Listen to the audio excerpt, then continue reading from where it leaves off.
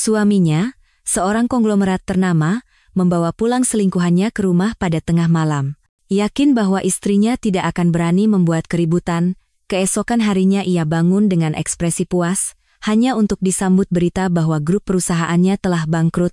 Ia pun luruh seketika. Di seluruh Jakarta, tidak ada yang tidak tahu bahwa Baskara Aditama, Presiden Direktur Grup Nusantara, terkenal memiliki citra pribadi yang bersih dan telah menunggu Kirana Larasati selama 7 tahun. Akhirnya, ia menikahi mawar kecilnya yang telah ia rawat dengan penuh kasih sayang sejak masa kanak-kanak. Namun, baru 3 tahun menikah, hatinya telah berubah. Saat Kirana mengetahui berita itu, desas-desus bahwa Baskara telah jatuh cinta pada seorang aktivis lingkungan bernama Ayu Lestari sudah menyebar ke seluruh penjuru Jakarta. Menurut kabar yang beredar, Ayu Lestari berasal dari keluarga miskin dengan latar belakang pendidikan yang biasa-biasa saja, tetapi ia memiliki ambisi besar untuk melindungi lingkungan. Untuk mengejar mimpinya, ia dengan tegas keluar dari universitas dan setiap hari turun ke jalan untuk berdemonstrasi terkait perubahan iklim. Akun Instagramnya dipenuhi dengan unggahan tentang pemanasan global dan spesies yang terancam punah. Ia dengan tegas menolak bunga dan hadiah yang dikirim oleh Baskara, menyatakan bahwa cinta antara pria dan wanita tidak ada artinya dibandingkan dengan perjuangan besar untuk pelestarian lingkungan. Kalimat inilah yang berhasil merebut hati Baskara. Ia bersumpah akan membantunya mewujudkan mimpinya. Ia tidak hanya mengerahkan wartawan untuk mengatur wawancara eksklusif dengan Ayu, tetapi juga menggunakan kekuatan keluarganya untuk memberinya kesempatan berbicara di konferensi para pihak, COP, Konvensi Kerangka Kerja PBB, tentang perubahan iklim. Dengan cara itu, ia mengubah Ayu menjadi bintang lingkungan yang dicari-cari oleh para tokoh terkemuka. Demi Ayu Lestari, Baskara rela mengenakan setelan jas yang dirancang khusus hanya untuk memungut sampah. Ia bahkan menutup pabrik mobil mesin pembakaran internal milik grupnya, meskipun harus menanggung kerugian kapitalisasi pasar hingga triliunan rupiah. Bahkan, ia menggunakan pengaruhnya yang kuat untuk membuat puluhan perusahaan pencemar bangkrut. Semua tindakan gila yang dilakukan Baskara untuk Ayu seolah mengiris hati Kirana dengan pisau. Dengan menahan air mata, ia berlari ke ruang kerja untuk menanyakan alasannya. Baskara diam-diam mengambil sebatang rokok dan menyelipkannya di antara jari-jarinya. Tepat saat ia hendak menyalakannya, ia teringat bahwa Kirana paling benci bau asap rokok. Gerakannya terhenti sejenak, lalu ia mengeluarkan rokok elektrik dari sakunya dan mengisapnya dalam-dalam. Sambil perlahan mengembuskan asap, tatapannya tertuju lurus pada Kirana. Matanya menyimpan emosi yang dalam dan tak terbaca olehnya. Ayu adalah cinta sejatiku, Kirana. Setelah bertemu dengannya, barulah aku sadar bahwa cinta tidak bisa dikompromikan. Wajah Kirana memucat pasi. Rasanya seperti terkurung di dalam gudang es. Keluarga kita telah menjalin hubungan turun-temurun. Pernikahan yang telah diatur ini menguntungkan kedua belah pihak. Aku tidak akan menceraikanmu, tetapi hatiku hanya milik Ayu. Cinta sejati. Lalu, apa artinya dirinya selama ini? Apa arti 7 tahun penantian Baskara hingga ia dewasa? Kirana mencengkeram erat sudut meja. Kesedihan yang luar biasa menyesakkan tenggorokannya, membuatnya tak bisa berkata-kata. Ia tidak mau percaya bahwa Baskara, yang telah mencintainya selama 10 tahun, tiba-tiba berubah hati. Ia mencoba menghibur dirinya sendiri, bahwa Baskara hanya sedang jenuh sesaat. Begitu ia sadar, bahwa aktivis lingkungan Ayu Lestari, hanyalah orang yang tampak hebat di luarnya, ia pasti akan kembali padanya. Namun, yang ditunggu Kirana adalah pemandangan Baskara membawa Ayu ke rumah utama keluarga dan meminta seluruh anggota keluarga untuk mendukung pelestarian lingkungan sesuai arahan Ayu. Bahkan, posisi direktur eksekutif yang semula merupakan jatah nyonya besar grup Nusantara diserahkan kepadanya. Sehari setelah Ayu Lestari menjadi direktur eksekutif grup Nusantara, Kirana menerima telepon dari orang tuanya. Grup Nusantara tiba-tiba menghentikan proyek pembangkit listrik tenaga nuklir dengan Grup Jaya. Grup Jaya telah menanamkan seluruh dananya ke dalam proyek ini. Jika proyek ini dihentikan di tengah jalan, mereka bisa langsung bangkrut. Kirana dengan susah payah menenangkan orang tuanya yang cemas, dan segera bergegas ke kantor grup Nusantara. Ayu sedang melukis poster lingkungan. Setelah mendengar permohonan Kirana, ia tidak terburu-buru, menyelesaikan sapuan warna hijau terakhirnya, lalu berkata dengan dingin, "Tidak bisa. Proyek pembangkit listrik tenaga nuklir menyebabkan polusi udara yang parah. Proyek semacam ini, yang merusak lingkungan demi keuntungan ekonomi, sudah seharusnya dibatalkan." Pupil mata Kirana menyusut, ini benar-benar tidak masuk akal. Apa yang kau bicarakan? Grup Jaya diambang kebangkrutan. Tanpa dukungan grup Nusantara, kami tidak punya pilihan selain bangkrut. Apa kau berniat membuat puluhan ribu karyawan kehilangan pekerjaan dan membuat hidup mereka sengsara? Ayu perlahan berbalik. Tatapannya tajam dan penuh amarah. Nyonya Kirana, kebangkrutan grup Jaya hanyalah runtuhnya satu modal saja. Orang-orang itu hanya kehilangan pekerjaan, tetapi jika pembangkit listrik tenaga nuklir dibangun, puluhan ribu spesies makhluk hidup akan terancam punah. Apakah Anda tidak bisa membedakan mana yang lebih penting dan mendesak? Karena itu, saya tidak hanya tidak akan menyetujui proyek ini, tetapi saya juga akan memimpin orang-orang untuk berdemonstrasi di lokasi proyek. Begitu ia selesai berbicara, Kirana melihat dengan jelas poster yang sedang ia lukis. Itu adalah manifesto lingkungan yang menentang proyek pembangkit listrik tenaga nuklir.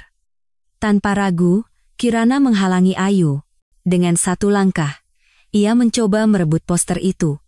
Tidak, aku tidak akan pernah membiarkanmu pergi. Keduanya terlibat dalam perkelahian fisik. Dalam kekacauan itu, poster yang digambar dengan susah payah robek menjadi dua. Tepat pada saat itu, Baskara datang setelah mendengar keributan. Wajahnya langsung berubah saat melihat Ayu dengan rambut acak-acakan, pakaian kusut, dan beberapa goresan di wajahnya. Ia memeluk Ayu dan bertanya dengan lembut, "Ayu, kamu tidak apa-apa?" Ayu menatapnya dengan ekspresi memelas dan menjelaskan situasinya. "Mas Bas, ini bukan salah Mbak Kirana, dia hanya khawatir tentang orang tuanya, sayang sekali poster yang aku gambar semalaman. Tapi aku tidak bisa membiarkan grup Jaya terus merusak lingkungan ekologis kita." Mendengar itu, tatapan Baskara menjadi sedingin es. Ia menatap tajam ke arah Kirana yang pucat dan bingung, suaranya penuh dengan hawa dingin. "Bawa nyonya ke ruang pengasingan, dan biarkan dia merenung dengan baik. Tanpa izinku, jangan biarkan dia keluar selangkah pun." Kemudian, ia menoleh ke arah Ayu dan berkata dengan nada lembut, "Ayu, waktunya sudah hampir habis, ayo kita berangkat." Kirana menatap Baskara dengan tidak percaya, suaranya bergetar. "Baskara, apa kau sudah gila? Kau tahu betul bahwa pembangkit listrik tenaga nuklir jauh lebih sedikit mencemari lingkungan daripada pembangkit listrik tenaga batu bara. Proyek itu adalah impian seumur hidup orang tuaku. Apa kau akan diam saja melihat Ayu menghancurkannya? Apa kau begitu mencintai wanita ini?" Tidak ada sedikit pun keraguan di wajah Baskara. Ia berkata dengan tegas, "Kirana, hentikan. Aku sudah berjanji pada Ayu untuk mendukung penuh perjuangan lingkungannya, hanya dengan begitu dia mau bersamaku." Saat ia memberi isyarat, beberapa pengawal mendekat dan dengan paksa menyeret Kirana yang menangis, "Baskara, lepaskan aku. Aku bisa melepaskan posisi nyonya besar grup Nusantara, tolong selamatkan orang tuaku. Kau menyukai wanita itu, kan? Aku akan mundur. Aku akan merelakan kalian, tolong." Tatapan Baskara menjadi semakin dingin. Ia berkata dengan dingin pada Kirana, "Kirana, berhentilah membuat keributan." Segera setelah itu, ia berbalik dan pergi bersama Ayu. Tidak peduli seberapa banyak Kirana memohon dan menangis, ponselnya dirampas dan ia dikurung di sebuah ruangan gelap. Dalam kegelapan yang tak berujung, ia perlahan tenggelam sendirian ke dalam jurang keputusasaan. Bagaimana semua ini bisa terjadi? Belum lama ini, pria itu masih mencintainya begitu dalam. Keluarga Aditama dan keluarga Larasati telah berteman turun-temurun. Sejak kecil, keduanya telah dijodohkan. Baskara 9 tahun lebih tua dari Kirana, dan mereka tumbuh bersama sebagai teman masa kecil. Baskara selalu melindunginya. Dialah yang pertama kali menemukan alergi kacangnya, yang menemaninya saat malam-malam badai yang menakutkan, dan yang memberinya ciuman pertama. Baskara merawat mawar kecil bernama Kirana selama 20 tahun, seolah-olah sedang memelihara sekuntum bunga, dan akhirnya menunggu hingga bunga itu mekar sempurna. Pada hari pernikahan mereka, ia berlutut dengan satu kaki, dan berkata padanya dengan mata penuh cinta, "Kirana, aku akan mengabdikan seluruh hidupku untuk melindungimu, sampai akhir hayatku." Kalau dipikir-pikir, sepertinya ia sudah lama melupakan kata-kata itu. Kirana meringkuk di sudut, memeluk dirinya sendiri. Ia menggigit bibir bawahnya erat-erat, membiarkan air mata mengalir di pipinya. Keesokan paginya, pintu ruangan gelap itu dibuka dengan kasar. Seorang pengawal mengembalikan ponselnya. Kirana segera menelepon orang tuanya, tetapi setelah hampir 50 panggilan, tidak ada yang menjawab. Bayangan firasat buruk melintas di matanya. Ia segera bangkit dan keluar. Tidak jauh dari sana, ia berpapasan dengan Ayu yang menatapnya dengan tatapan muram. Kirana mengabaikannya dan hendak mencari orang tuanya, tetapi langkahnya terhenti saat melihat apa yang ada di tangan Ayu. Ayu mengangkat kalung zamrud dan jam tangan mekanis di tangannya dan berkata dengan tenang, "Nyonya Kirana, ini adalah barang-barang peninggalan orang tua Anda." Telinga Kirana berdenging tajam, seolah kehilangan pendengaran sesaat. "Apa katamu?" Tatapan Ayu tidak berubah, nadanya tenang seolah sedang membicarakan cuaca. "Kemarin terjadi kecelakaan di lokasi demonstrasi.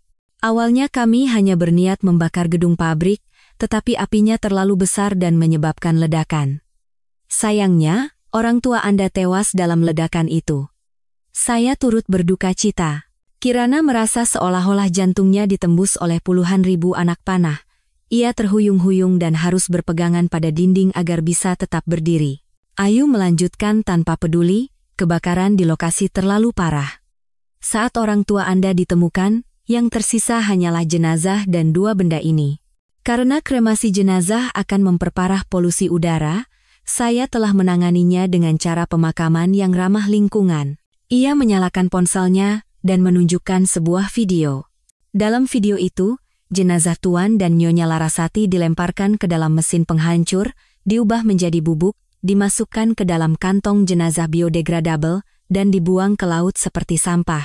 Kirana merasa seolah kepalanya dipukul keras dari belakang, dunia berputar di sekelilingnya. Kesedihan yang luar biasa melilitnya seperti tanaman rambat, membuatnya sulit bernapas. Begitu sadar, matanya memerah karena marah, dan ia menampar pipi Ayu dengan keras. Ayu terhuyung dan jatuh ke lantai. Kirana, seperti orang gila, menyerangnya dengan pukulan dan tendangan. Baskara melihat pemandangan itu dan segera berlari untuk memisahkannya dari Ayu. "Kirana." Ia memeluk Ayu, tatapannya sedingin gletser 1000 tahun. "Kematian orang tuaku adalah kecelakaan. Tidak ada hubungannya dengan Ayu. Keributan apa ini? Aku akan mengambil alih grup Jaya dan memberikannya padamu sebagai kompensasi. Seluruh sahamnya akan kualihkan atas namamu." "Kompensasi?" Kirana tertawa sinis. Awalnya ia tertawa pelan, lalu tertawa terbahak-bahak seperti orang gila. Namun, tawanya terdengar lebih menyedihkan daripada tangisan. Batas antara cinta dan ketidakcintaan begitu jelas. Nyawa kedua orang tuanya tidak sebanding dengan satu rintihan wanita di pelukannya. Kirana menatap pria di hadapannya yang telah ia cintai selama 7 tahun. Rasa pahit dan anyir naik dari dasar tenggorokannya, dan ia memuntahkan seteguk darah. Tubuhnya terhuyung karena hentakan hebat dan jatuh ke lantai. Otot-otot di sekujur tubuh Baskara menegang, tetapi ketika merasakan Ayu yang gemetar samar di pelukannya, gerakannya terhenti. Kirana bangkit dengan terhuyung-huyung dan berdiri di depan Ayu. "Kembalikan barang peninggalan orang tuaku." Tangannya sudah tergores dan robek. Darah merembes dari kulitnya yang lembut dan menetes di sepanjang garis telapak tangannya. Ayu, dengan bantuan Baskara, perlahan bangkit. Ia menggenggam erat barang-barang itu, mengangkat kepalanya, dan berkata dengan dingin, "Maaf, Nyonya Kirana. Dua benda ini sudah saya janjikan untuk dilelang oleh organisasi lingkungan. Seluruh hasilnya akan disumbangkan untuk kegiatan pelestarian lingkungan." Kirana dengan putus asa mencoba merebut kembali barang-barang itu, tetapi lengannya yang terangkat langsung dicengkeram erat oleh Baskara. Tatapannya dingin. "Kirana, sepertinya aku terlalu memanjakanmu. Ayu bilang akan digunakan untuk donasi. Apa kau tidak dengar? Donasi? Kirana tersenyum sinis, sudut bibirnya melengkung. Ia menatap lurus ke arah Ayu dan berkata, aku akan menyiapkannya. Ia menggertakkan giginya dan dengan paksa melepaskan cincin kawin dari jarinya. Dengan suara tulang yang patah, Kirana, seolah tidak merasakan apa-apa, menyodorkan cincin itu kepada Ayu. Berlian biru dari Afrika Selatan, nilainya mencapai puluhan miliar. Tukar dengan ini, kembalikan barang peninggalan orang tuaku. Wajah Baskara langsung menjadi gelap. Tepat saat ia hendak mengatakan sesuatu, Ayu memotongnya. Baiklah, Nyonya Kirana. Terima kasih atas kemurahan hati Anda demi perjuangan lingkungan. Atas nama semua aktivis lingkungan, saya mengucapkan terima kasih. Baskara akhirnya menelan kembali kata-kata yang hendak keluar. Kirana dengan hati-hati menerima barang peninggalan orang tuanya dan pergi tanpa menoleh ke belakang. Ayu tersenyum dan menatap Baskara. Mas Bas, ini bagus sekali. Kalau cincin ini terjual, kita bisa mendapatkan dana untuk kegiatan organisasi lingkungan. Baskara, untuk pertama kalinya, tidak menanggapi kata-katanya dan hanya menatap punggung Kirana yang menjauh dengan tatapan kosong. Beberapa saat kemudian, ia mengambil cincin itu dari tangan Ayu dan berkata dengan lembut, Ayu, biar aku yang urus pelelangannya. Ayu tersenyum cerah dan mengangguk. Setelah meninggalkan kediaman itu, Kirana naik taksi menuju pantai. Ia menatap lautan yang bergelombang. Abu jenazah orang tuanya telah hilang tanpa jejak. Ia berlutut di pantai. Air mata seketika mengaburkan pandangannya. Ia teringat hari pernikahannya, saat orang tuanya meletakkan tangannya di tangan Baskara. Baskara, kami percayakan putri kami yang paling berharga kepadamu. Jika kau mengecewakannya, kami akan mempertaruhkan nyawa kami untuk tidak akan membiarkanmu begitu saja. Memikirkan itu, Kirana menjerit pilu. Ia meringkuk di atas pasir, tangan kanannya meremas kerah bajunya di dada, dan tangan kirinya memukul-mukul tanah dengan liar. Rasanya seperti organ-organ dalamnya diremas oleh tangan raksasa tak terlihat. Rasa sakit yang merobek menyebar dari jantungnya melalui pembuluh darah, menembus setiap ujung sarafnya, bahkan bernapas pun terasa menyakitkan hingga ke tulang. Baskara, yang berjanji akan melindunginya seumur hidup, telah melanggar janjinya. Orang tuanya, yang paling menyayanginya, telah tiada. Dua keluarga yang ia miliki hancur berkeping-keping hanya dalam satu hari. Dengan hati yang putus asa, Kirana mendatangi sebuah kantor pengacara dan menyusun surat perjanjian cerai. Kemudian, ia membawa surat itu ke kantor catatan sipil. Tidak, ia pergi ke Polda Metro Jaya. Saya ingin melapor. Saya menuntut Ayu Lestari atas tuduhan pembunuhan berencana dan penodaan jenazah. Kata-katanya membuat petugas penerima laporan terkejut. Saat Ayu Lestari digiring ke kantor polisi, tidak ada sedikit pun raut ketakutan di wajahnya. Begitu melihat pelapor, Kirana, ia mengerutkan kening dan berkata dengan nada tidak senang, Mbak Kirana, apa-apaan ini? Kirana meliriknya sekilas dan berkata kepada polisi, di ponsel wanita ini ada video bukti penodaan jenazah orang tua saya. Saya juga mendengar dengan telinga saya sendiri dia mengaku telah menyulut api. Pasti ada CCTV di lokasi kecelakaan orang tua saya, yang bisa membuktikan kebenaran kata-kata saya. Ayu menghela napas ringan dengan tatapan penuh simpati. Mbak Kirana, sudah saya katakan. Kematian orang tua Anda adalah kecelakaan, sebuah hukuman dari alam.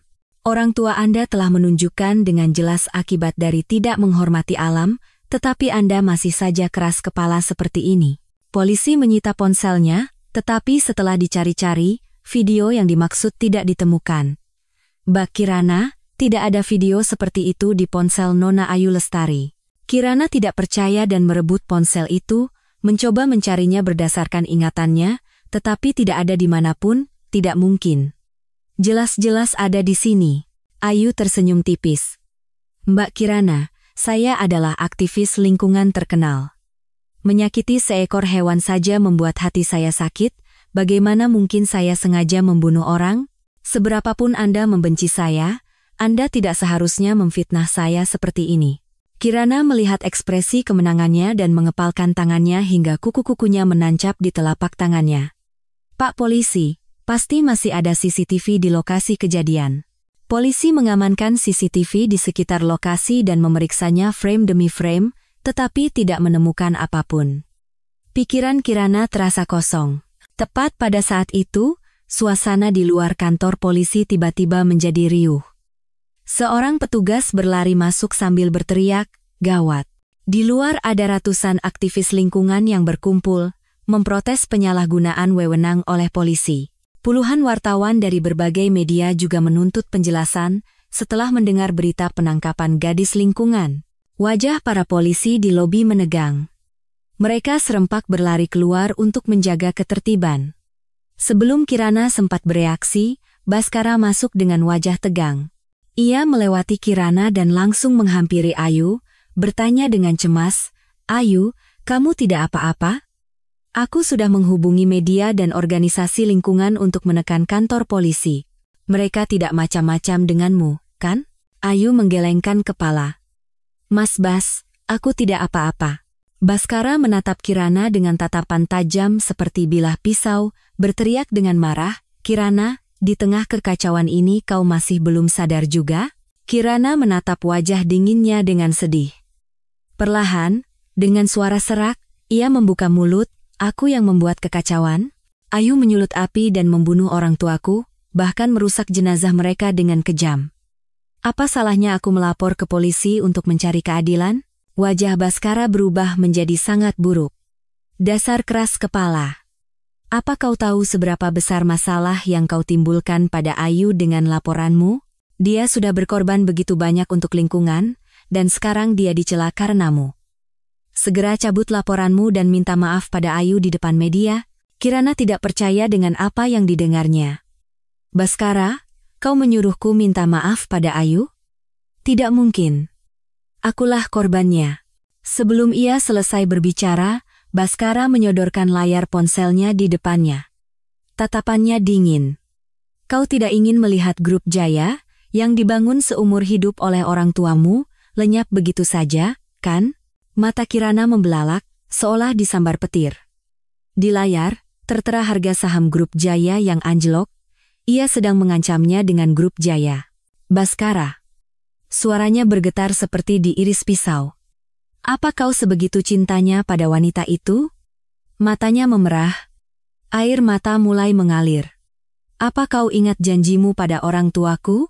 Kau bersumpah akan menjagaku seumur hidup dan tidak akan pernah membuatku sedih." Bibir Kirana bergetar. Hatinya dipenuhi rasa sakit dan putus asa. Namun, Baskara tidak menunjukkan reaksi apapun. Dulu, pria yang akan menghiburnya dengan segala cara jika ia meneteskan setetes air mata, kini tidak hanya acuh tak acuh, tetapi bahkan menunjukkan ekspresi kesal. "Sudah cukup. Dulu memang benar hatiku sakit saat melihatmu menangis. Tapi kau terlalu sering menggunakan cara itu, sekarang aku hanya merasa jengkel. Sebagai nyonya besar grup Nusantara, kau harus memiliki martabat yang sesuai. Lakukan apa yang kusuruh, maka aku akan menjaga reputasimu." Kirana berdiri terpaku di tempatnya untuk waktu yang lama. Kemudian, ia menyeka air mata di wajahnya dengan punggung tangannya dan tersenyum pahit. "Ya, seharusnya aku sudah tahu sejak awal." Ia menatap Baskara dengan mata bengkak. "Baiklah. Aku akan minta maaf. Syaratnya, kau harus menandatangani surat persetujuan pengalihan saham ini." Baskara, tanpa membaca isinya, mengambil pulpen dan menandatanganinya di bagian akhir. Kirana menerima surat perjanjian cerai yang disamarkan sebagai surat pengalihan saham. Hatinya terasa hampa. Di bawah tatapan membara Baskara, ia berjalan keluar. Segera, para wartawan mengelilinginya. Kirana menghadap kamera dan berkata dengan jelas, "Saya mohon maaf karena telah menyia-nyiakan sumber daya publik. Kematian orang tua saya adalah sebuah kecelakaan dan tidak ada hubungannya dengan Nona Ayu Lestari." Sore itu, semua tajuk utama media di Jakarta dipenuhi dengan berita permintaan maaf Kirana. Di media sosial, para influencer lingkungan terkenal yang dibayar oleh Baskara mulai membela Ayu. Netizen yang tidak tahu kebenarannya melontarkan kecaman keras terhadap grup Jaya sebagai perusahaan pencemar. Akun media sosial pribadi Kirana diserbu oleh komentar jahat dari para aktivis lingkungan ekstrem. Dengan tenang, ia menonaktifkan semua akun media sosialnya. Kemudian, ia membawa surat perjanjian cerai yang telah ditandatangani ke kantor pengacara. Nyonya Kirana, setelah masa tunggu perceraian selama 1 bulan berlalu, hubungan pernikahan Anda berdua akan resmi berakhir. Kirana mengangguk. Perasaan lega yang tak terlukiskan menyelimutinya. Dalam perjanjian cerai itu, ia hanya menuntut kepemilikan grup Jaya. Ia tidak menginginkan apapun lagi. Segala sesuatu yang berhubungan dengan Baskara kini hanya menimbulkan rasa jijik baginya. Setelah kembali ke rumah, ia mengurung diri di kamar, diam-diam menunggu masa tunggu perceraian berakhir. Ayu Lestari sudah menjadi nyonya rumah yang sesungguhnya di kediaman Aditama. Ia melarang penggunaan sumpit kayu di rumah, menghentikan penggunaan mobil bermesin pembakaran internal, dan melarang konsumsi daging. Baskara menuruti semua permintaannya. Kemesraan mereka membuat siapapun yang melihatnya iri. Kirana, seperti seorang penonton, mengamati kemesraan mereka dengan dingin. Hatinya yang dulu pernah sangat mencintai Baskara telah benar-benar mendingin di tengah kekecewaan yang berulang kali. Kini, ia hanya ingin segera meninggalkan tempat yang menjijikkan ini. Akhirnya, tiba hari diadakannya acara doa bersama untuk Tuan dan Nyonya Larasati. Kirana bangun pagi-pagi sekali dan menuju ke rumah duka. Acara diadakan secara sederhana, hanya mengundang kerabat dan kenalan dekat. Ia meletakkan barang peninggalan orang tuanya di depan foto hitam putih mereka dan mengundang para pemuka agama untuk membacakan doa demi ketenangan arwah mereka. Puluhan karangan bunga diletakkan di ruang duka, para pelayat dengan wajah sedih meletakkan bunga krisan yang mereka bawa di depan foto dan membakar 3 batang dupa sebagai penghormatan. Saat Kirana sedang melantunkan doa bersama para pemuka agama dan membakar kertas doa berwarna kuning, tiba-tiba terdengar keributan dari luar. Awalnya ia mencoba mengabaikannya, tetapi suara itu semakin keras. Saat ia bangkit untuk memeriksa apa yang terjadi, ia melihat Ayu Lestari masuk ke ruang duka dengan angkuhnya. Wajah Kirana menegang. Ia bertanya dengan ekspresi garang, "Ayu Lestari, untuk apa kau di sini?" Ayu, seolah tidak mendengar kata-katanya, mengamati sekeliling ruang duka. Kemarahan perlahan memenuhi matanya. "Nyonya Kirana, orang sudah meninggal ya sudah. Kenapa harus mengadakan upacara pemakaman yang boros seperti ini?" Ia menunjuk ke arah karangan bunga, uang kertas yang dibakar, dan dupa yang menyala dengan suara yang meninggi. "Apa Anda tahu berapa banyak pohon yang ditebang untuk membuat karangan bunga ini? Apa Anda tahu berapa banyak polutan udara seperti formaldehida, benzena, dan hidrokarbon aromatik polisiklik yang dihasilkan dari pembakaran uang kertas dan dupa ini? Saya pikir kematian orang tua Anda akan menyadarkan Anda akan pentingnya perlindungan lingkungan, tetapi bukannya bertobat, Anda malah keterlaluan." Setelah selesai berbicara, Ayu berlari ke arah karangan bunga dan mulai menghancurkannya dengan palu. Tidak cukup sampai di situ, ia menendang Anglo di depan pemuka agama. Seketika, percikan api beterbangan ke segala arah. Seluruh tubuh Kirana gemetar karena marah. Saat Ayu hendak mematahkan dupa yang menyala, ia segera berlari untuk menghentikannya. "Wanita gila, hentikan sekarang juga." Kirana menjambak rambut Ayu dan menariknya dengan keras. Ayu, meskipun tubuhnya terhuyung ke belakang, mati-matian mengulurkan tangan untuk meraih sesuatu, lalu ia menjerit pilu. "Ayu!"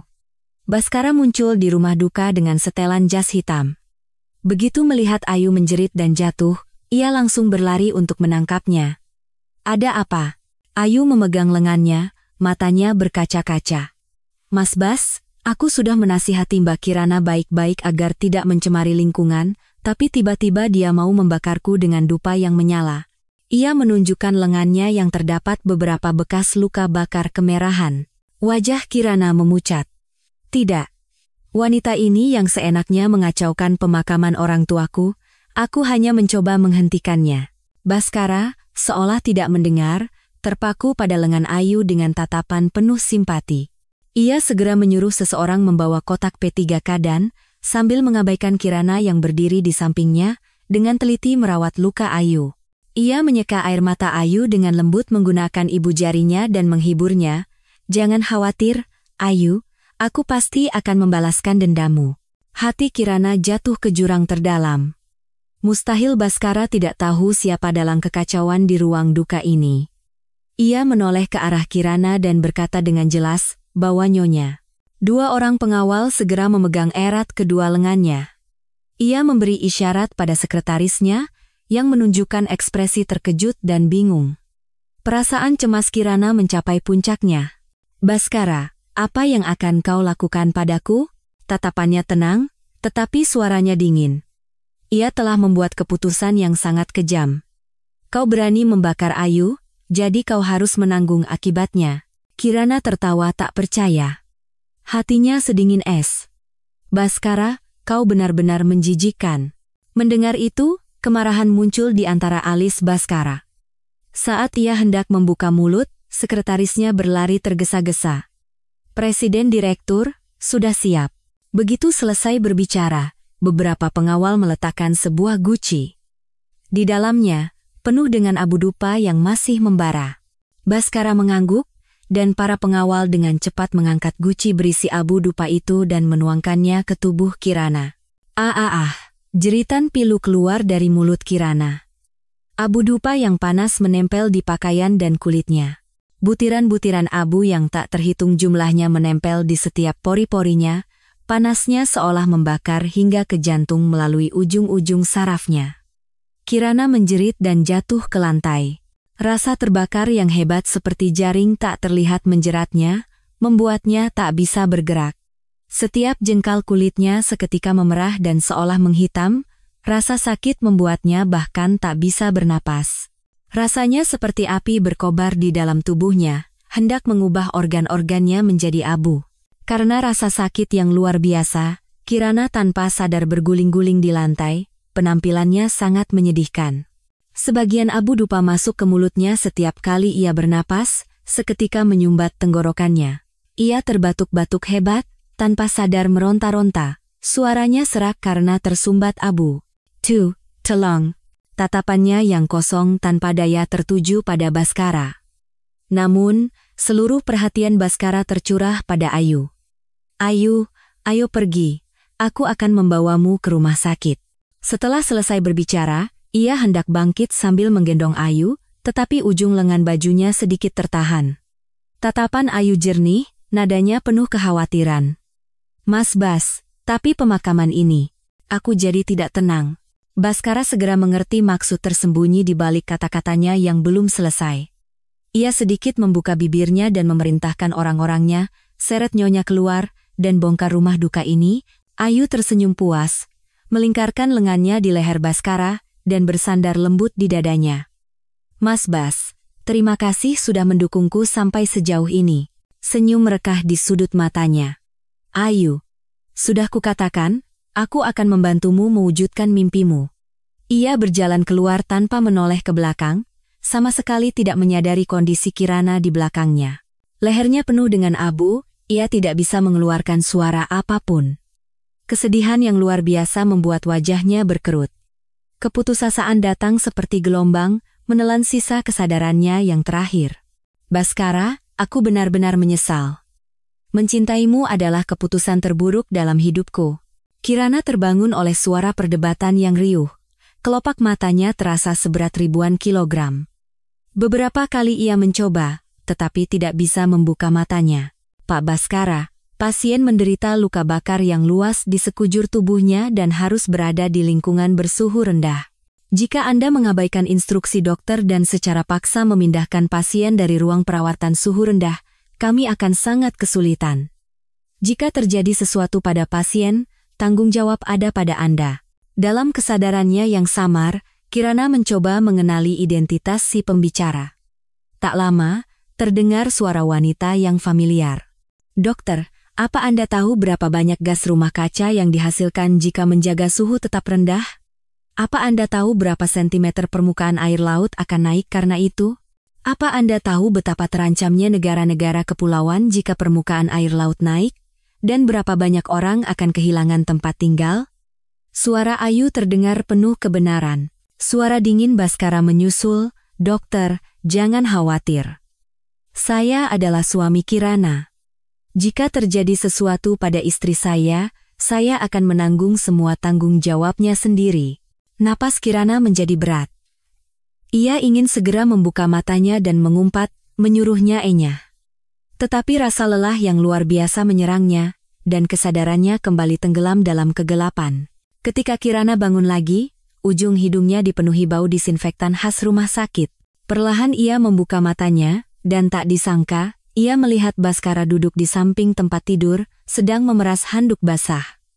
Raut kelelahan tergambar di sekitar matanya. Saat handuk dingin menyentuh lengannya, pandangan mereka bertemu. Melihatnya terbangun, secercah kegembiraan melintas di mata Baskara. "Kirana, kau sudah bangun. Bagaimana keadaanmu?" Kirana menggerakkan lengannya, membuat handuk itu jatuh ke lantai. Suaranya sangat serak. "Keadaanku, coba saja kau tuangkan seember abu dupa ke tubuhmu, kau akan tahu lebih pasti kalau merasakannya sendiri." Baskara mengatupkan bibirnya rapat-rapat.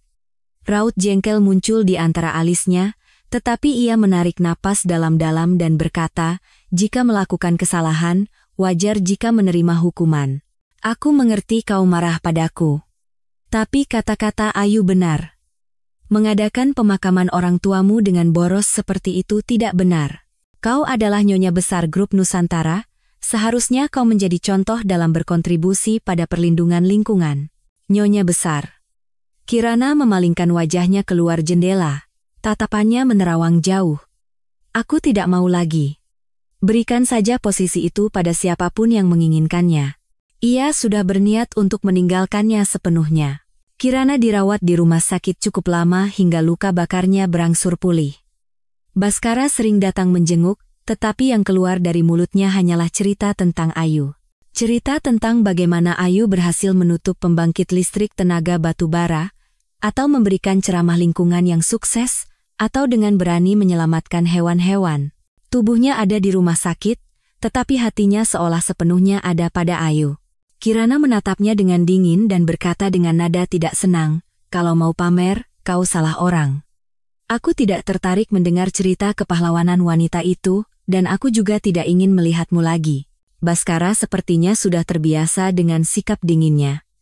Ia mengangkat kelopak matanya dan berkata dengan ekspresi tenang, "Aku hanya mengatakan fakta, jangan terlalu sensitif. Dan kau adalah istriku, jadi aku punya tanggung jawab untuk merawatmu." Kirana menatapnya dengan pandangan menghina dan mencibir. Mustahil ia benar-benar ingin merawatnya. Itu semua karena media memberitakan hubungan ambigu mereka, yang berdampak buruk pada gerakan lingkungan Ayu. Banyak aktivis lingkungan radikal berpikir bahwa Ayu menggunakan perlindungan lingkungan sebagai alasan untuk menikah dengan keluarga konglomerat. Karena itu, Ayu terpaksa membuat pernyataan publik bahwa ia akan menjaga jarak dengan Baskara. Keterikatan Baskara pada aktivis lingkungan itu sangat jelas, dan dirinya hanyalah tameng yang digunakan dalam permainan cinta mereka. Setelah keluar dari rumah sakit, Baskara membawa Kirana ke kediamannya. Ia ingin menggunakan kesempatan ini untuk mempromosikan cinta mereka yang kokoh secara besar-besaran, guna mengurangi dampak negatif pada bisnis Ayu. Setibanya di kediaman itu, Kirana hampir tidak bisa mengenalinya lagi. Hanya dalam waktu 2 minggu, Ayu telah mengubah kediaman itu sepenuhnya. Semua peralatan elektronik dipindahkan ke gudang, sumpit kayu diganti dengan garpu dan pisau, dan taman diubah menjadi kebun binatang mini. Melihat Baskara dan Kirana, Ayu menyambut mereka dengan senyum cerah, seolah-olah dialah nyonya rumah di sini. "Mas Bas, Mbak Kirana, selamat datang di rumah." Kirana hanya tersenyum tipis tanpa berkata apa-apa.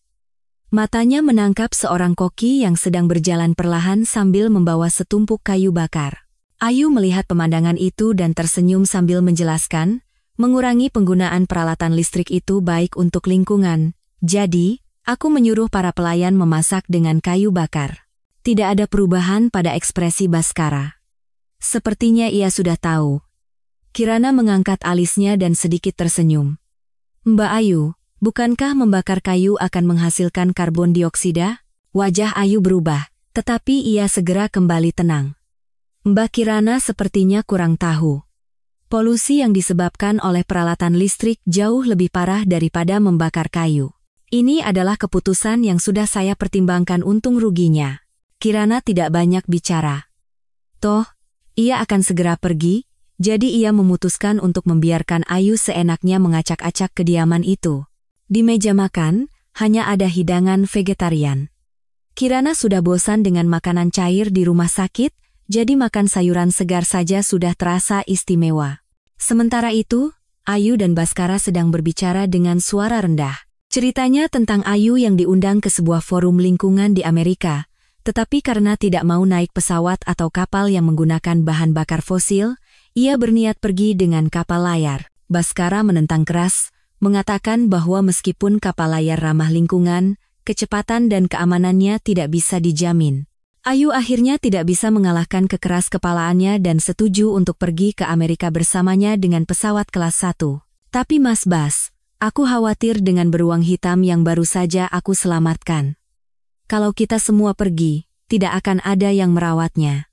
Baskara menunduk dan berkata tanpa berpikir, kirim saja ke kebun binatang. Tidak bisa.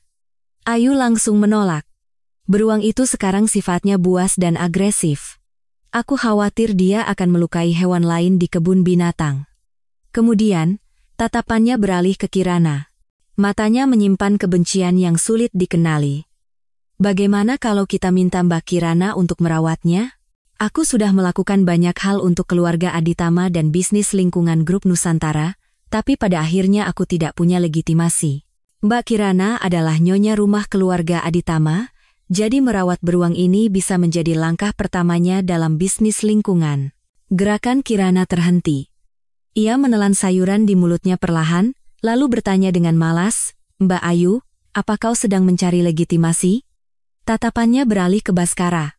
Sambil tersenyum ringan, ia menambahkan, Pak Direktur, jangan sakiti orang yang ada di hatimu. Aku tidak begitu tertarik dengan perlindungan lingkungan, jadi kalau Mbak Ayu begitu hebat, bagaimana kalau kau serahkan saja posisi nyonya rumah kepadanya? Baskara meletakkan alat makannya dengan keras. Kemarahan muncul di matanya. Kirana, kau masih belum mau berhenti? Kirana sama sekali tidak takut dan membalas, aku tidak mau ikut campur dalam permainan cinta kalian. Entah itu memberi makan hewan atau apapun, aku tidak mau terlibat, dan aku akan segera meninggalkan rumah ini. Sebelum ia selesai berbicara, Ayu dengan cepat menyela, Mas Bas, sudahlah. Aku tidak ingin hubungan kalian memburuk karenaku. Aku tidak akan pergi ke forum itu. Matanya berkaca-kaca, seolah akan segera menangis. Pikiran Baskara sepenuhnya tertuju pada Ayu, sehingga ia tidak mendengar dengan jelas kata-kata terakhir Kirana. Ia dengan lembut memegang wajah Ayu dan berkata, Ayu, jangan korbankan masa depanmu karena hal sepele seperti ini. Kemudian, ia memerintahkan para pelayan, segera bawa nyonya untuk merawat beruang hitam itu. Beberapa pelayan segera mendekat dan memegang Kirana yang mati-matian melawan. Baskara, kau gila. Jangan seret aku. Tapi tidak peduli seberapa keras ia berteriak, ia akhirnya diseret paksa ke dalam kandang tempat beruang hitam itu dikurung. Mata beruang hitam itu merah seperti api, gigi tajamnya berliur, dan seluruh tubuhnya memancarkan aura kegilaan. Atas permintaan Ayu, seluruh penghuni rumah menjadi vegetarian, sehingga beruang hitam ini juga sudah lama tidak makan daging. Beruang itu mengendus-endus. Begitu mencium bau darah dari tubuh Kirana, matanya langsung terbuka lebar dan menunjukkan sisi liarnya. Ia mengeluarkan geraman rendah dari tenggorokannya, menatapnya tajam, dan perlahan mendekat dengan keempat kakinya menapak di tanah. Napas Kirana seketika menjadi tidak teratur. Rasa takut yang luar biasa menjerat tubuhnya, membuatnya tidak bisa bergerak. Ia menekan keinginan untuk berteriak dengan mata ketakutan, berusaha sebisa mungkin untuk tetap tenang. Semua pelayan berdiri dari kejauhan, takut diserang oleh beruang hitam yang kelaparan. Kirana melihat beruang itu semakin mendekat, memperlambat napasnya, dan berusaha menunjukkan bahwa ia tidak mengancam. Lalu ia menatap dingin seorang pelayan dan berkata, bawakan 1 botol madu. Saat pelayan itu ragu-ragu, tatapan Kirana menjadi tajam. Meskipun Baskara tidak lagi menyukaiku, aku tetap nyonya rumah di sini. Percayalah, jika aku mati di sini, kalian juga akan mati bersamaku. Para pelayan saling berpandangan, lalu segera berlari mengambil madu. Kirana menerima madu itu dan dengan hati-hati menuangkannya di tempat yang paling jauh dari pintu. Beruang hitam memiliki penglihatan yang buruk, tetapi indera penciumannya sangat tajam. Aroma manis madu segera menarik perhatian beruang itu. Melihat itu, Kirana dengan hati-hati bergerak selangkah demi selangkah menuju pintu. 10 langkah, 5 langkah, langkah terakhir. Ia menggigit bibirnya erat-erat dan berlari keluar dengan kecepatan penuh. Namun, gerakan Kirana sepertinya membuat beruang hitam itu marah. Beruang itu mengaum dan mengayunkan cakar depannya. Kirana yang lengah terkena pukulan telak di punggungnya oleh telapak kaki beruang. Tubuhnya melayang seperti layang-layang putus dan terhempas ke lantai seperti boneka kain. Pandangannya menjadi gelap, dan ia benar-benar kehilangan kesadaran. Ketika ia sadar kembali, ia berada di rumah sakit. Kirana tampak seperti mumi dengan perban di sekujur tubuhnya. Ia sendirian di kamar rumah sakit, tidak ada yang merawatnya. Baskara telah pergi ke Amerika bersama Ayu untuk menghadiri forum lingkungan selama seminggu. Setelah Kirana dirawat selama 3 hari di rumah sakit, sebuah pesan datang dari kantor catatan sipil. Masa tunggu perceraian telah berakhir, dan ia bisa mengambil akta cerai. Ia mengabaikan larangan dokter, memaksa keluar dari rumah sakit, dan pergi sendiri ke kantor catatan sipil untuk mengambil akta cerai. Kemudian ia kembali ke kediamannya untuk mengemasi semua barang-barangnya. Tanpa ragu, Kirana berbalik dan pergi. Ia memanggil mobil dan langsung menuju grup Adiwijaya di Jakarta Selatan. Dalam perjalanan, berita terbaru muncul di layar ponselnya. Pidato terbaru gadis lingkungan Ayu Lestari di forum tersebut sedang diberitakan. Banyak orang menderita dan sekarat. Ekosistem kita sedang runtuh, dan kita berada di ambang kepunahan massal. Namun, Anda semua masih saja membicarakan dongeng tentang uang dan pertumbuhan ekonomi yang abadi. Beraninya Anda?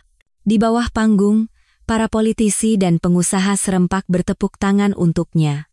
Mata Baskara dipenuhi kekaguman dan cinta yang mendalam. Kirana tersenyum sinis dan mematikan berita itu. Baskara, jika kau begitu ingin mewujudkan cita-cita lingkungan Ayu, biar aku yang wujudkan.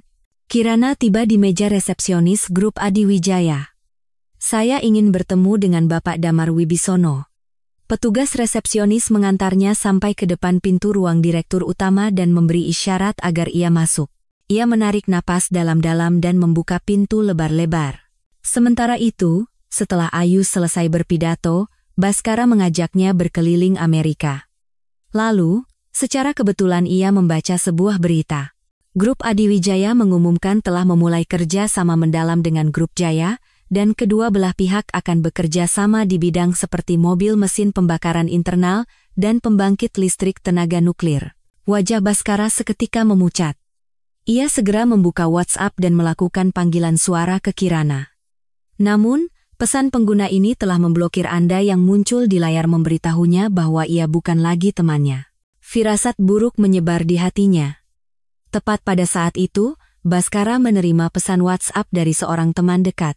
Teman itu mengirimkan tangkapan layar profil WhatsApp Kirana dan bertanya apa yang terjadi di antara mereka sampai harus bercerai. Bercerai? Baskara membuka foto itu dengan tangan gemetar.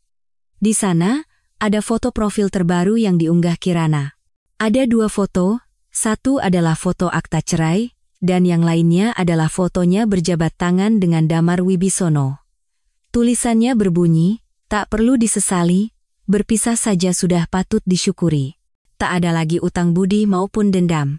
Ruang Direktur Utama Grup Adiwijaya, saat Kirana membuka pintu, kursi Direktur Utama perlahan berputar menghadapnya. Damar Wibisono duduk dengan tangan bersedekap dan senyum di bibirnya. Matanya dalam seperti lubang hitam. Kirana merasakan hawa dingin, seolah sedang ditatap oleh seekor binatang buas. Bapak Damar, ia perlahan mendekatinya. Ibu Kirana.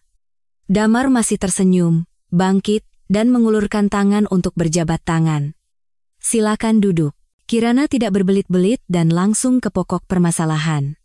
Saya ingin tahu apakah Anda tertarik dengan grup Nusantara. Secercah cahaya melintas di mata Damar. Senyumnya semakin lebar. Alih-alih menjawab langsung, ia mengalihkan topik. Saya dengar hubungan Anda dengan Presiden Direktur Baskara sangat baik. Kirana tersenyum tipis, mengeluarkan beberapa dokumen dari tasnya, dan menyerahkannya. Damar menerima dokumen itu dan memeriksa isinya. Matanya sedikit menyipit, tetapi ia segera kembali tenang. Dokumen itu berisi informasi rinci tentang pabrik mobil mesin pembakaran internal di bawah Grup Nusantara dan beberapa pabrik pencemar lainnya. Bapak Damar, apakah ini cukup menunjukkan kesungguhan saya? Kirana bertanya sambil tersenyum setelah menyesap tehnya. Damar tertawa terbahak-bahak. Ibu Kirana, atau haruskah saya panggil Ibu Direktur Utama? Tawaran Anda sangat menarik, apa yang bisa saya lakukan untuk Anda? Kirana meletakkan cangkir tehnya. Matanya dipenuhi kebencian yang dingin. Saya ingin menghancurkan reputasi Baskara dan Ayu Lestari di mata publik. Damar menutup dokumen itu. Sorot matanya menunjukkan ketertarikan. Saya butuh bantuan Anda. Saya dengar jaringan informasi keluarga Wibisono tidak ada tandingannya.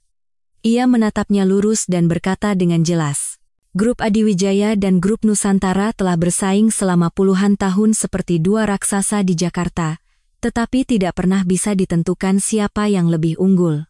Setelah pernikahan politik dengan Grup Jaya, Grup Nusantara tampak sedikit lebih unggul. Namun, Grup Adiwijaya adalah penguasa dunia bawah tanah yang menguasai tidak hanya dunia politik dan bisnis, tetapi juga dunia gelap. Grup Nusantara pada akhirnya tidak pernah bisa sepenuhnya mengalahkan Grup Adiwijaya. Damar berpikir sejenak, lalu mengangkat matanya. Tatapannya tajam.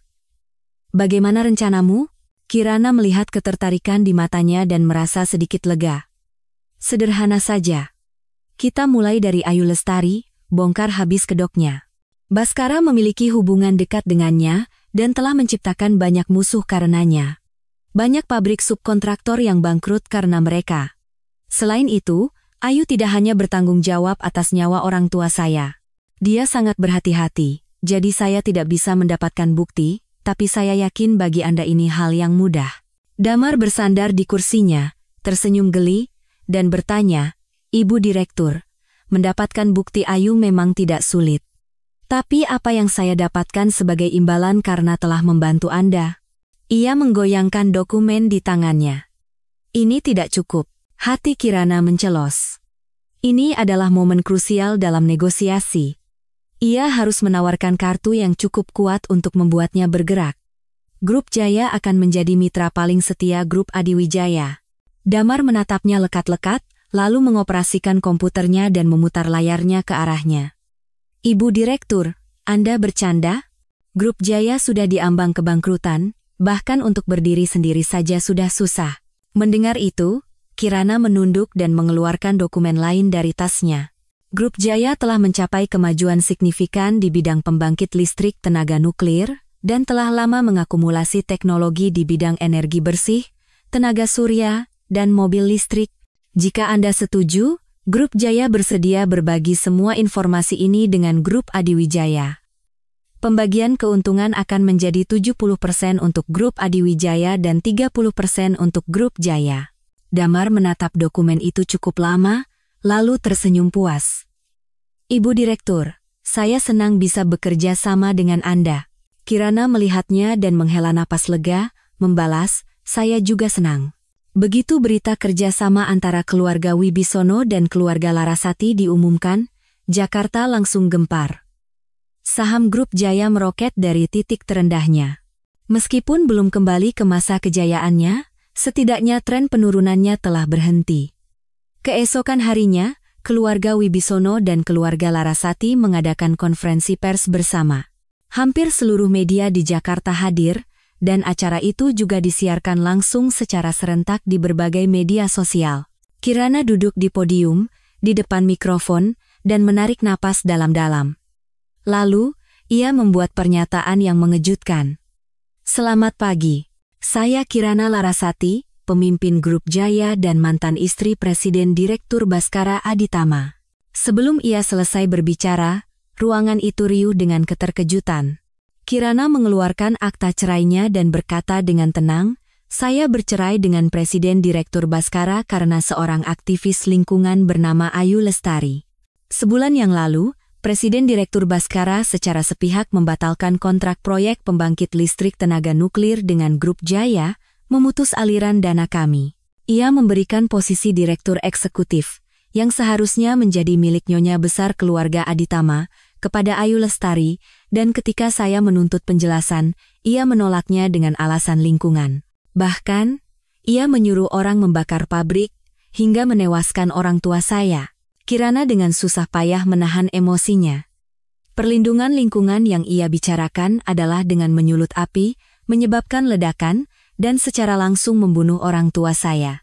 Ia menoleh ke arah Damar yang duduk di sebelahnya, yang mengangguk pada asistennya. Segera, sebuah video diputar di layar besar di belakang. Video itu dengan jelas menunjukkan Ayu sedang mengamati sekeliling sebelum menyulut api. Para wartawan serempak terkejut. Ia bahkan mencoba menodai jenazah orang tua saya. Ia ingin menghancurkan jenazah, memasukkannya ke dalam kantong biodegradable, dan membuangnya ke laut untuk menghilangkan bukti. Para wartawan mengetik keyboard dengan liar. Siaran langsung itu menyebar dengan cepat melalui media sosial dan menduduki peringkat pertama dalam pencarian real-time. Kirana terisak, berdiri, dan menunjukkan bekas luka bakar di lengan dan kakinya. Ayu Lestari mengacau di acara pemakaman orang tua saya. Ketika saya mencoba menghentikannya, ia malah menuduh saya sebagai pelaku. Presiden Direktur Baskara, tanpa mencari tahu kebenarannya, langsung menyimpulkan bahwa sayalah yang bersalah dan menuangkan abu dupa panas ke sekujur tubuh saya. Meskipun dokter melarang, ia memindahkan saya dari ruang perawatan suhu rendah, dan demi perlindungan lingkungan palsunya, Ayu melemparkan saya sebagai umpan kepada beruang hitam yang kelaparan, hingga saya nyaris kehilangan nyawa. Ia menunjukkan rekam medisnya. Para wartawan terperangah. Setelah konferensi pers berakhir, tagar seperti Baskara Gadis Lingkungan, Kemunafikan Ayu, dan kehidupan palsu Ayu Lestari langsung mendominasi peringkat pencarian. Netizen menghujat keduanya. Gadis lingkungan itu, lepas dulu mantel bulunya baru bicara, Baskara gila ya. Menyiksa istri sendiri dan tergila-gila pada wanita yang teriak-teriak slogan, matanya buta? Di mana baiknya si Ayu itu? Mulutnya bicara lingkungan, otaknya penuh perhitungan. Sementara itu, saham grup Nusantara anjlok, dan mitra kerjasama berturut-turut membatalkan kontrak dan mulai menghubungi grup Jaya. Melihat tumpukan proposal kerjasama, Kirana tahu bahwa ia telah berhasil. Ia membungkuk dalam-dalam kepada Damar. Bapak Damar, terima kasih. Jika bukan karena Damar yang menemukan bukti, konferensi pers tidak akan berjalan selancar ini. Damar tersenyum ringan dan menopangnya. Ibu Direktur, daripada ucapan terima kasih, saya lebih menghargai keuntungan nyata. Keduanya saling memandang dan tertawa. Baskara mengabaikan keluhan Ayu dan mengambil penerbangan tercepat kembali ke Jakarta. Begitu pesawat mendarat, ia dikepung oleh wartawan yang telah menunggu di bandara. Para wartawan menjadi heboh begitu melihat Baskara dan Ayu berjalan berdampingan. Mereka saling mendorong dan menekan tombol rana kamera. Bapak Direktur, apakah perceraian Anda dengan Ibu Kirana disebabkan oleh aktivis lingkungan Ayu Lestari? Nona Ayu, bukankah Anda mengatakan akan mengabdikan hidup Anda untuk perjuangan lingkungan? Berjalan berdampingan dengan Bapak Direktur sekarang, bukankah itu tindakan menipu publik? Bapak Direktur, apa ada yang ingin Anda katakan mengenai rumor penyiksaan terhadap Ibu Kirana? Nona Ayu, apakah Anda sengaja membunuh orang tua Ibu Kirana untuk merebut posisinya?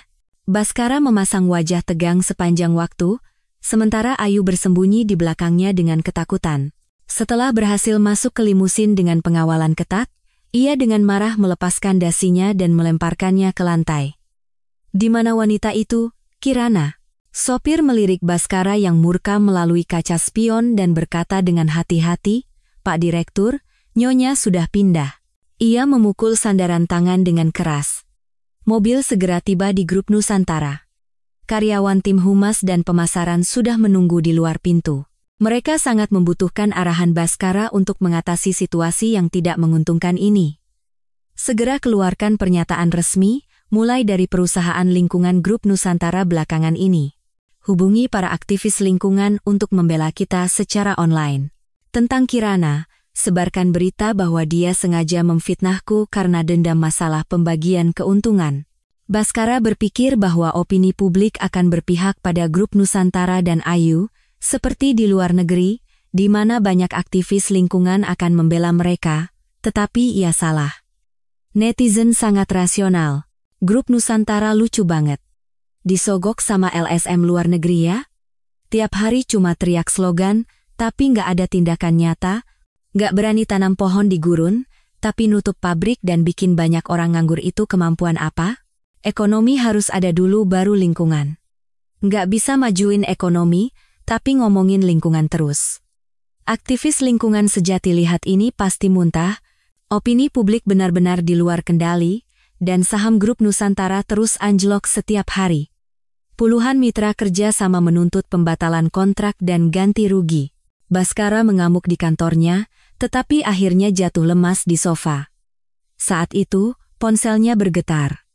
Nama yang muncul di layar, secara mengejutkan, adalah Kirana. Tanpa ragu, Baskara menjawab telepon.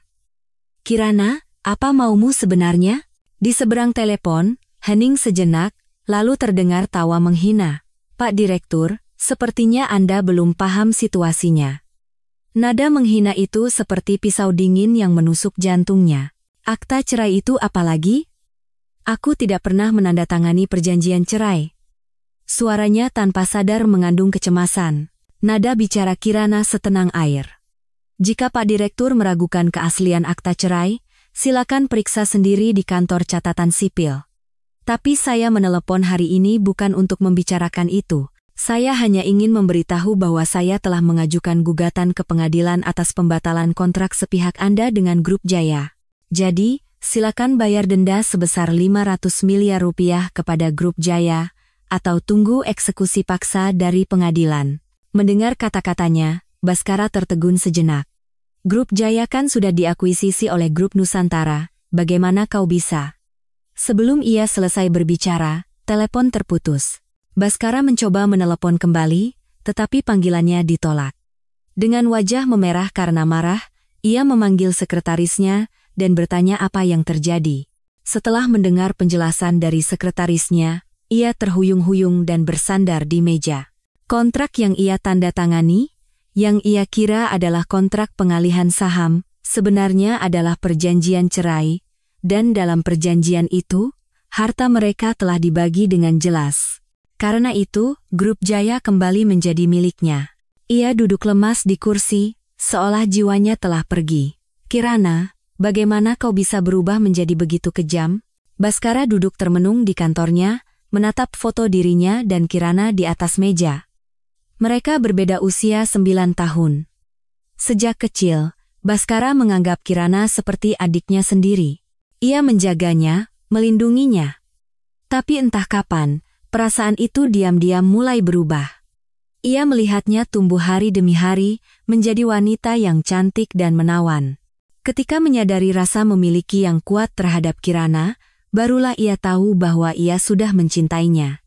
Keduanya secara alami menjadi sepasang kekasih, dan kedua keluarga pun merestuinya. Baskara menunggu Kirana selama 7 tahun, dan akhirnya menikahi mawar kecil yang ia rawat sendiri. Kehidupan pernikahan tidak berbeda dengan masa pacaran. Ia memanjakannya, ingin memberikan semua yang terbaik di dunia untuknya. Mungkin karena terlalu lama bersama, Baskara mulai merasa jenuh. Seperti kata pepatah, apa yang tidak didapat akan selalu didambakan, tetapi setelah didapat, terasa biasa saja. Ia bahkan lupa bagaimana ia bisa bertahan selama 7 tahun itu. Lalu, di sebuah pertemuan, ia bertemu dengan Ayu Lestari yang sedang berpidato di atas panggung. Api yang membara dan semangat yang menggelora di matanya langsung menarik perhatiannya. Seperti batu yang dilemparkan ke danau yang tenang, menimbulkan gelombang besar, ia mulai mengejar Ayu dengan gila-gilaan. Ayu memiliki cita-cita yang luar biasa, siap mengabdikan dirinya untuk perjuangan lingkungan. Baskara sangat mengaguminya dan tidak bisa melepaskan pandangannya. Ketika Kirana mendengar berita itu dan menanyakannya, ia tidak menganggapnya serius. Toh, mereka adalah teman masa kecil, dan Kirana sangat mencintainya. Mawar di rumah kaca hanya bisa tumbuh dengan baik di dalam rumah kaca, tidak akan tahan terpaan angin dan hujan. Baskara berpikir bahwa Kirana adalah mawar seperti itu. Ia berniat menempatkannya di sisinya, memberinya lingkungan dan kehidupan terbaik. Tepat pada saat itu, pintu kantor terbuka, membuyarkan lamunan Baskara. Ayu perlahan mendekat, matanya berkaca-kaca, dan memeluknya dengan lembut. "Mas Bas, jangan khawatir. Mbak Kirana terlalu membenciku, jadi dia melampiaskannya padamu. Dia sengaja sampai bercerai, aku akan pergi menjelaskannya baik-baik. Semuanya salahku." Suaranya bercampur dengan rasa sedih. "Mbak Kirana yakin aku membunuh orang tuanya dan merusak abunya, tapi aku tidak tahu apa-apa. Coba saja dulu aku ajak Mbak Kirana pergi bersamaku, pasti tidak akan ada kesalahpahaman seperti ini." Hanya dengan beberapa kata, keraguan di hati Baskara luluh seperti salju. Ia memeluk pinggang Ayu dan menyandarkan kepalanya di dadanya dengan lelah. "Aku tahu, ini bukan salahmu. Kau pasti melakukannya dengan niat baik. Kirana saja yang terlalu kaku. Kau tidak perlu pergi menemuinya, biar aku yang jelaskan." Ia menundukkan kepalanya, sama sekali tidak menyadari kilatan licik di mata Ayu. Begitu keluar dari kantor Baskara, Ayu Lestari naik taksi. Ia tidak menyadari ada sebuah mobil yang diam-diam mengikutinya. Mobil itu berbelok ke sana kemari, dan akhirnya berhenti di sebuah perumahan sepi. Begitu turun dari mobil, Ayu bergegas mengetuk pintu rumah itu. Kepala seorang pria menyembul dari celah pintu. Damar dan Kirana mengamati semuanya dari dalam mobil. Beberapa saat kemudian, Ayu berjalan keluar sendirian dengan senyum puas. Damar mengangkat ponselnya dan memberi instruksi singkat. "Mulai." Segera, para pengawal berpakaian hitam mengepung rumah itu. Begitu pintu terbuka, mereka menyerbu masuk, dan tak lama kemudian, seorang pria kurus kering diseret keluar oleh para pengawal. Damar menggerakkan dagunya, tersenyum, lalu memutar mobilnya dan pergi. Di dalam mobil, Kirana berkata dengan tulus, "Pak Damar, terima kasih banyak." Awalnya, ketika Damar menyarankan konferensi pers, ia menolaknya. Ia berpikir bahwa Ayu sangat berhati-hati, bahkan informan Damar pun tidak bisa menemukan di mana bukti disembunyikan, dan mungkin sudah dimusnahkan. Baru setelah Damar memberitahukan strategi memancing ular keluar dari sarangnya, Ayu benar-benar masuk perangkap. Ia menjadi cemas dan terpaksa pergi memeriksa tempat ia menyembunyikan bukti. Damar membawa Kirana ke vilanya. Di vila itu, ada sebuah ruang bawah tanah yang tampak menyeramkan. Pria kurus itu didorong oleh para pengawal, terhuyung-huyung, dan jatuh di depan mereka. Kirana menatap wajah Ayu yang tercetak di bajunya dan bertanya perlahan, "Apa hubunganmu dengan Ayu Lestari?" Pria kurus itu mengangkat matanya, tetapi alih-alih menjawab, ia bertanya balik, "Kalian siapa? Penculikan itu ilegal." Damar mencibir dan berkata pada Kirana, "Tunggu sebentar." Beberapa menit kemudian, pria kurus itu telah menceritakan semua yang ia tahu. Ia menatap Damar dengan mata ketakutan. Tidak ada luka luar yang terlihat di tubuhnya, tetapi ada darah di sudut bibirnya. Damar membuka kunci ponsel pria itu dengan kata sandi dan menggoyangkannya pada Kirana. Katanya semua videonya ada di sini. Kilatan kebencian muncul di matanya, tetapi ia tidak bertanya lebih lanjut dan hanya mengangguk. Keduanya keluar dari ruang bawah tanah dan masuk ke ruang tamu. Ruang tamu Damar didekorasi dengan nuansa hitam putih, memberikan kesan dingin. Ia mempersilakan Kirana duduk di sofa dan menyeduh teh. "Coba teh oolong ini." Aroma teh yang kental memenuhi ujung hidungnya. Hanya dari aromanya saja, ia tahu itu teh yang bagus. Damar duduk di seberangnya dan menuangkan teh. "Kukira kau akan takut." Kirana berhenti sejenak, lalu mengangkat matanya dan bertanya, "Kenapa Anda berpikir begitu? Di luar sana, orang bilang kau adalah mawar kecil yang dirawat dengan penuh kasih sayang oleh Baskara sejak kecil. Kukira kau akan takut dengan pemandangan seperti itu." Pemandangan seperti itu. Ia teringat pemandangan di ruang bawah tanah tadi, saat Damar dengan kasar memegang rahang pria kurus itu dan memukulnya dengan tinjunya. Ia tersenyum ringan. "Mawar kecil. Begitu ya Baskara melihatku. Bukan takut, lebih tepatnya sedikit terkejut." Damar meletakkan cangkir tehnya dan menuangkan teh untuk dirinya sendiri. "Oh, mengejutkan." Ia berpikir sejenak, lalu menjawab, "Kukira akan melihat alat penyiksaan yang lebih kejam." Mengingat keluarga Adiwijaya baru saja meninggalkan dunia gelap, ia tertawa terbahak-bahak. Aku juga meremehkanmu. Kirana mengangkat cangkir tehnya dan menghabiskannya dalam sekali teguk. Sepertinya Anda tidak tahu bahwa mawar punya duri. Damar menuangkan teh untuknya lagi. Baskara yang tidak punya mata karena telah melepaskanmu. Ia terdiam. Cukup lama kemudian, terdengar suaranya yang serak, aku yang buta karena telah melihat Baskara. Kirana dan Damar minum teh sambil memeriksa isi ponsel pria kurus itu. Pria ini adalah penggemar fanatik Ayu Lestari, yang membantunya melakukan berbagai pekerjaan serabutan. Di file terenkripsi di ponselnya, mereka menemukan video yang merekam bagaimana Ayu merusak abu jenazah orang tua Kirana. Sudah cukup. Akhirnya kita menemukan bukti untuk membawa Ayu ke pengadilan, seru Kirana dengan gembira. Alih-alih menjawab, Damar terus menatap beberapa foto. Ada apa? Apa ada yang salah dengan foto-foto ini? Foto-foto itu adalah momen-momen pidato, demonstrasi, dan partisipasi acara Ayu yang diambil oleh pria itu. Tampak tidak ada yang aneh. Damar menunjuk ke data yang tertera di bagian bawah foto dan berkata, agak aneh. Biasanya, foto berukuran puluhan megabyte sudah terbilang besar, tapi foto-foto ini ukurannya lebih dari 1 gigabyte per lembar.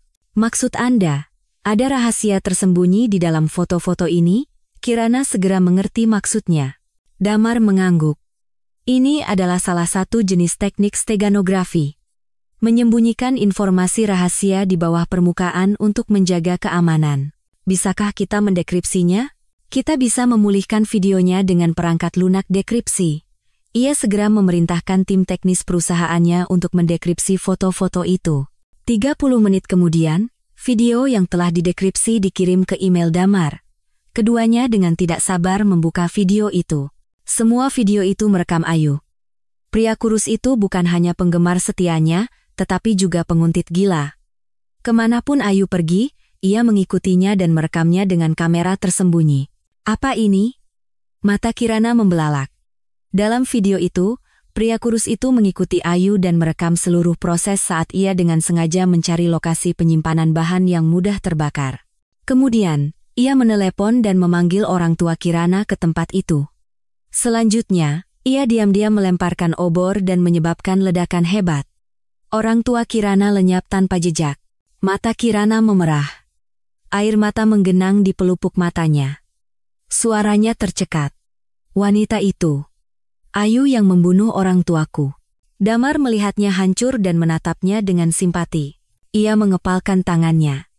Sebelumnya, hanya ada CCTV yang menunjukkan Ayu menyulut api, yang tidak cukup untuk membuktikan kesalahannya. Tapi sekarang, dengan video ini, tuduhan pembunuhan berencananya menjadi bukti yang tak terbantahkan. Damar melanjutkan, aku akan menyuruh orang untuk merapikan video-video ini dan mengirim semuanya ke Polda Metro Jaya. Aku akan menunjuk pengacara Budi, pengacara spesialis pidana terbaik di Jakarta, untuk membantumu dalam gugatan ini. Kirana sudah tidak bisa berkata-kata, ia menelungkup di meja dan menangis terseduh-seduh. Damar ragu-ragu sejenak, lalu perlahan mengulurkan tangan dan menepuk-nepuk bahunya dengan ringan untuk menghiburnya. Jangan khawatir, Baskara biar aku yang urus. Aku berjanji akan memastikan Ayu menerima hukuman yang setimpal.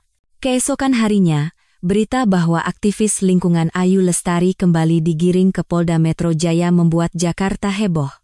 Para wartawan yang tajam penciumannya berkemah di luar Polda Metro Jaya, menunggu berita terbaru. Ketika sekretaris melaporkan berita ini kepada Baskara, ia dengan marah memukul meja. Bagaimana bisa? Polda Metro Jaya tidak memberitahuku sebelumnya? Sekretaris itu menundukkan kepala dan menjawab dengan hati-hati, Pak Direktur, polisi mengatakan mereka telah mendapatkan bukti kuat atas tuduhan pembunuhan Nona Ayu. Ia terkejut dan menoleh. Apa? Baskara bergegas ke Polda Metro Jaya. Di bawah perlindungan pengawal, ia menembus kepungan wartawan dan masuk ke lobi. Begitu masuk, ia melihat Kirana dan Damar. Keduanya duduk berdekatan, berbicara dengan suara rendah. Pemandangan itu membuat Baskara merasa tidak senang. Saat ia hendak mendekati mereka, suara wanita yang menangis memanggilnya. Mas Bas. Ayu, dengan tangan terborgol, menatapnya dengan mata berkaca-kaca dan memohon, tolong selamatkan aku. Polisi bilang aku membunuh orang. Baskara menghentikan langkahnya dan menghampiri Ayu. Pak polisi, bisakah Anda memberitahu saya kejahatan apa yang telah dilakukan Ayu? Polisi itu meliriknya sekilas dan menjawab dengan nada resmi, kasus ini sedang dalam penyelidikan, jadi kami tidak bisa memberikan rinciannya. Setelah penyelidikan selesai, Anda bisa mengetahui situasinya melalui pengacara. Setelah selesai berbicara, 2 orang polisi membawa Ayu menuju ruang interogasi. Mas Bas, tolong selamatkan aku. Ayu berteriak putus asa, menatapnya dengan harapan ia akan mengulurkan tangan pertolongan. Keputusasaan dan ketakutan di matanya mengguncang hati Baskara. Tunggu sebentar. Ia cepat-cepat mengejar mereka dan menelepon seorang pejabat tinggi di kepolisian. Ini nomor telepon atasan Anda. Dia akan memberitahu Anda apa yang harus dilakukan. Baskara berkata sambil menyerahkan ponselnya kepada polisi. Kedua polisi itu menoleh dan tertawa sinis.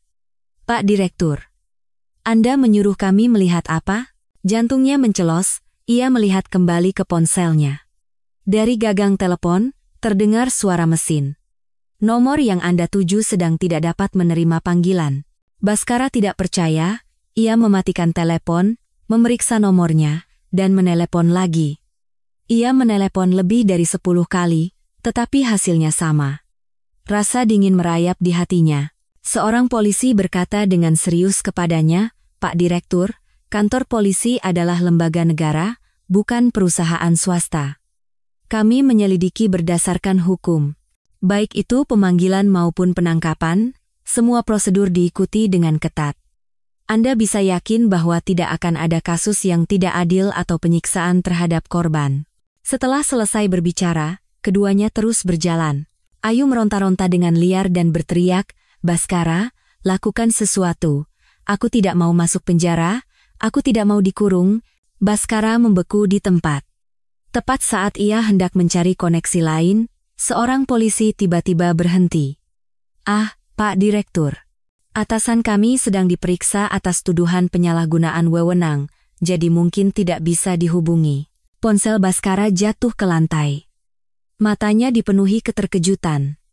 Apa yang sebenarnya terjadi? Tatapannya beralih ke Damar. Seolah menyadari sesuatu, ia melangkah ke arah mereka. Ini ulahmu? Meskipun pertanyaan, nadanya tidak menyisakan ruang untuk keraguan. Damar menyilangkan kakinya, mencibir, dan menatap Baskara. Pak Direktur, Anda bicara dengan saya? Wajah Baskara menegang. Damar, apa maumu sebenarnya? Kemudian, tatapannya beralih ke Kirana. Kirana, apa kau masih marah padaku? Kirana terperangah oleh logikanya yang aneh. Mas Bas, kalau sakit, pergilah ke rumah sakit. Jangan membuat malu di luar. Bagaimana bisa kau menyimpulkan bahwa aku marah? Apa kau sudah tidak waras? Damar tertawa ringan. Pak Direktur, saya hanya menjalankan kewajiban saya sebagai warga Jakarta, mengirim hama yang merugikan masyarakat ke penjara. Ini ibu kota Jakarta, bagaimana kita bisa membiarkan penjahat berkeliaran bebas? Kau. Sebelum Baskara selesai berbicara, Damar mencengkeram lengannya dan mendorongnya dengan keras. Saat ia terhuyung mundur, Kirana bangkit berdiri dan menatapnya tajam. Baskara, ini kantor polisi. Jika kau menyentuh ujung jari Pak Damar, aku tidak akan tinggal diam. Baskara belum pernah melihat Kirana seperti ini. Mengatakan tidak akan tinggal diam demi pria lain. Tepat saat Baskara hendak mengatakan sesuatu lagi, ponselnya berdering mendesak. Pak Direktur, gawat. Mitra kami dari Amerika tiba-tiba memberitahu akan mengakhiri kontrak. Suara sekretarisnya penuh dengan kecemasan. Ada apa? Wajah Baskara seketika memucat. Alasan ia mengikuti Ayu ke forum Amerika bukan hanya karena ketertarikannya, tetapi juga untuk memanfaatkan citra gadis lingkungan untuk membangun hubungan kerja sama dengan perusahaan-perusahaan Amerika dan Eropa. Di Barat, perlindungan lingkungan adalah alasan yang sah untuk mendapatkan dana dari pemerintah, dan segala sesuatu yang berhubungan dengan lingkungan memiliki ruang manipulasi yang besar. Ayu adalah kartu nama terbaik yang bisa ditampilkan grup Nusantara. Apa yang sebenarnya terjadi? Tatapan Baskara sejenak tertuju pada Kirana dan Damar, lalu ia berbalik mencari tempat yang tenang. Berita penangkapan Nona Ayu telah mendominasi peringkat pencarian real-time di dalam dan luar negeri.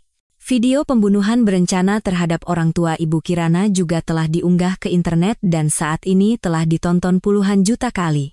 Selama beberapa hari terakhir, Baskara sibuk menangani masalah kerjasama dalam negeri sehingga tidak sempat memeriksa media sosial. Mendengar berita bahwa Ayu membunuh orang tua Kirana, ia merasa seperti kepalanya dipukul keras dari belakang, pikirannya menjadi kosong. Ia tergesa-gesa membuka platform media sosial. Gadis lingkungan Ayu Lestari ditangkap, Ayu Lestari berhati iblis. Dari 10 besar pencarian real-time, 8 diantaranya berhubungan dengan Ayu. Baskara mengklik kata kunci itu dengan tangan gemetar. Sebuah video muncul. Jumlah penonton dan komentarnya mencapai puluhan juta. Tuh kan, sudah kubilang si Ayu itu bukan orang baik, gadis lingkungan apaan, nyuruh orang lain peduli lingkungan, tapi sendirinya boros dan melakukan kejahatan. Mulutnya ngomongin perlindungan hewan, badannya pakai mantel bulu. Ngomongin hemat, tapi kursi kantornya seharga 1,5 miliar. Kecaman sinis dari netizen membuat hati Baskara jatuh ke jurang terdalam. Video mulai diputar. Layar dengan jelas menunjukkan bagaimana Ayu memancing Tuan dan Nyonya Larasati ke gudang bahan yang mudah terbakar dan dengan kejam membakarnya. Baskara merasa seperti disambar petir, seluruh darah di tubuhnya seolah membeku sesaat. Video belum berakhir. Adegan-adegan yang direkam secara diam-diam oleh pria kurus, yang tidak diketahui Ayu, menyusul. Ia berpura-pura menjadi vegetarian di depan umum, tetapi di tempat yang tidak ada orang, ia menikmati steak di restoran bintang 3 Michelin. Ia menyerukan untuk menghentikan industri di seluruh dunia dan melarang penggunaan pesawat dan kapal, tetapi ia sendiri tidur nyenyak di kelas 1. Ia menyerukan untuk menghentikan penebangan hutan hujan ilegal, tetapi kursi yang ia duduki terbuat dari kayu hutan hujan. Kejahatannya tak terhitung banyaknya. Mata Baskara memerah, jari-jarinya mengepal erat seolah hendak menghancurkan ponselnya. Ia percaya bahwa Ayu adalah gadis yang murni, baik, dan peduli terhadap lingkungan bumi. Ternyata ia adalah orang seperti ini. Ia benar-benar tertipu. Kemarahan Baskara hampir membakar akal sehatnya. Ia memukul dinding dengan keras. Setelah melihat semua video bukti ini, teringat kembali penampilan Ayu yang berpura-pura benar di hadapannya, rasa jijik pun muncul. Ia ingin mencekik Ayu dengan tangannya sendiri. Semuanya sudah berakhir. Baskara merasa pandangannya menjadi gelap, ia harus bersandar di dinding untuk menopang tubuhnya. Ketika konferensi pers Kirana membuat mitra kerjasama dalam negeri menuntut pembatalan kontrak, ia mati-matian mempertahankan mitra kerja sama luar negeri. Tapi sekarang, dengan kedok lingkungan Ayu yang benar-benar terbongkar, mitra kerja sama luar negeri pun menuntut pembatalan kontrak. Baskara mengalami kemunduran terbesar dalam hidupnya. Bagaimanapun caranya, stabilkan mitra kerjasama dari pihak Amerika, gunakan segala cara untuk memisahkan Ayu dan grup Nusantara. Mitra kerjasama dalam negeri akan aku datangi sendiri untuk meminta maaf, tatapannya tertuju ke dalam Polda Metro Jaya, matanya menyimpan niat membunuh, Ayu. Aku tidak akan membiarkanmu hidup. Baskara mematikan telepon dan bergegas kembali ke lobi kantor polisi untuk mencari Kirana. Tapi setelah mencari di seluruh lobi, ia tidak menemukan sosoknya. Ia mengepalkan tangannya. Rasa penyesalan yang mendalam menyelimutinya. Baskara tidak lagi peduli pada Ayu yang sedang digiring polisi dan langsung mengendarai mobilnya ke grup Nusantara. Karena kasus Ayu, saham grup Nusantara kembali anjlok, mencatat rekor terendah dalam sejarah. Ketidakpuasan para direktur mencapai puncaknya. Dalam rapat Dewan Direksi, Baskara sangat menyesali kesalahannya. Para direktur yang marah pun perlahan melunak melihat sikapnya yang menunduk. Bapak-bapak direktur, semua yang terjadi sebelumnya adalah kesalahan penilaian saya. Saya akan bertanggung jawab penuh. Bahkan jika harus mengundurkan diri, saya siap. Tapi saya tidak bisa membiarkan grup Nusantara, yang dibangun dengan susah payah oleh ayah saya, hancur di tangan saya. Saya akan melakukan yang terbaik untuk membangun kembali grup ini. Saat ini adalah krisis terbesar bagi grup Nusantara. Justru di saat seperti inilah kita harus bersatu untuk mengatasi kesulitan. Saya akan berusaha untuk mendapatkan kembali kepercayaan para mitra kerjasama. Mohon beri saya satu kesempatan lagi. Setelah selesai berbicara, Baskara membungkuk dalam-dalam kepada semua direktur. Seorang direktur senior bertukar pandang dengan orang di sebelahnya, lalu perlahan mengangguk. Baiklah, Pak Direktur. Kami beri Anda satu kesempatan lagi. Setelah mendapatkan janji dari para direktur, Baskara segera memulai langkah besar. Ia pertama-tama mengunjungi mitra kerja sama paling setia grup Nusantara secara langsung, meminta maaf dengan tulus, dan menawarkan kontrak revisi dengan konsesi besar. Selanjutnya, ia dengan cepat mengaktifkan kembali pabrik mobil mesin pembakaran internal grup Nusantara, mempekerjakan kembali karyawan yang telah dipecat dengan gaji tinggi, dan menjanjikan kompensasi yang cukup. Pada saat yang sama, ia secara pribadi mengunjungi perusahaan-perusahaan yang dituduh sebagai pabrik pencemar untuk meminta maaf atas keputusan sebelumnya. Meskipun grup Nusantara mengalami pukulan besar, ia tetap menjadi perusahaan terkemuka di Jakarta, dan kekuatannya tidak bisa diremehkan. Dengan permintaan maaf tulus Baskara dan janji konsesi keuntungan yang luar biasa, banyak mitra kerjasama setelah pertimbangan matang memutuskan untuk terus bekerja sama dengan grup Nusantara. Seminggu kemudian, saham grup Nusantara akhirnya mulai pulih. Karena kerjasama yang erat antara grup Jaya dan grup Adiwijaya, Kirana sering datang ke grup Adiwijaya untuk rapat dan urusan pekerjaan. Damar bahkan secara khusus menyiapkan sebuah kantor untuknya. Saat ini, keduanya duduk bersama, mengamati perkembangan terbaru grup Nusantara. Kirana harus mengakui bahwa Baskara memang pantas menjadi penerus yang dibina dengan susah payah oleh keluarga Aditama. Kemampuannya untuk membalikkan keadaan dalam situasi seburuk itu patut dipuji. Damar mengelus dagunya, senyum tersungging di bibirnya.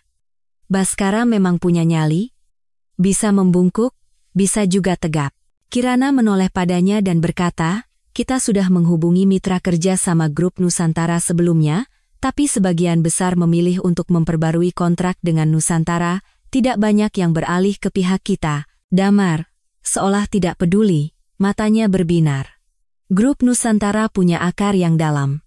Aku tidak berharap bisa menghancurkannya sepenuhnya dalam sekali serang. Cukup dengan memberikan pukulan sudah cukup. Selain itu, Baskara juga bukan orang bodoh. Ayu sekarang sudah menjadi kartu mati. Dia pasti akan berusaha keras untuk menarik garis batas dengannya. Kirana mendengar itu dan bertemu dengan tatapan jenakanya. Senyum Damar semakin lebar. Lalu, apa cara terbaik untuk menarik garis batas? Tatapannya tertuju padanya. Ia berkata dengan jelas, tentu saja dengan membawa kembali nyonya besar grup ke grup Nusantara. Kata-kata Damar terbukti seperti ramalan. Keesokan harinya, Baskara sudah berdiri di depan pintu grup Jaya. Dari meja resepsionis, telepon tersambung ke ruang direktur utama, memberitahukan bahwa Pak Direktur Baskara ingin bertemu Kirana di lantai bawah. Kirana, yang sedang memeriksa dokumen, mengangkat kepalanya setelah mendengar laporan sekretarisnya. Ia berkata dengan dingin, tidak mau bertemu, suruh dia pulang. Beberapa saat kemudian, sekretarisnya mengetuk pintu lagi. Ibu Direktur, Pak Direktur Baskara tidak mau pergi dari bawah dan duduk di sana. Katanya ia harus bertemu dengan Anda. Kirana mengerutkan kening. Panggil Satpam, usir dia. Sekretarisnya menjawab dengan canggung, di samping Pak Direktur ada banyak pengawal, jadi Satpam tidak berani mendekat. Ia menarik napas dalam-dalam beberapa kali untuk menenangkan emosinya. Baiklah. Kalau mau menunggu, biarkan saja dia menunggu. Setelah selesai berbicara, ia kembali fokus pada dokumennya. Baskara menunggu sepanjang hari. Ia duduk di sofa lobi grup Jaya, melihat-lihat album foto di ponselnya. Album itu berisi foto-foto mereka berdua sejak kecil. Saat kecil, ia jauh lebih tinggi dari Kirana, sehingga Kirana tampak seperti kurcaci di sampingnya. Dalam foto, keduanya tertawa ceria. Lengannya pas melingkar di bahu Kirana, mereka tampak sangat serasi. Terus melihat-lihat, ada foto-foto pasangan yang mereka ambil saat pacaran. Akuarium, kebun binatang, Disneyland. Di setiap foto, senyum Kirana sangat cerah, dan matanya memancarkan cinta yang dalam untuk Baskara. Terkadang ia terlihat usil, terkadang malu-malu, terkadang tertawa lebar.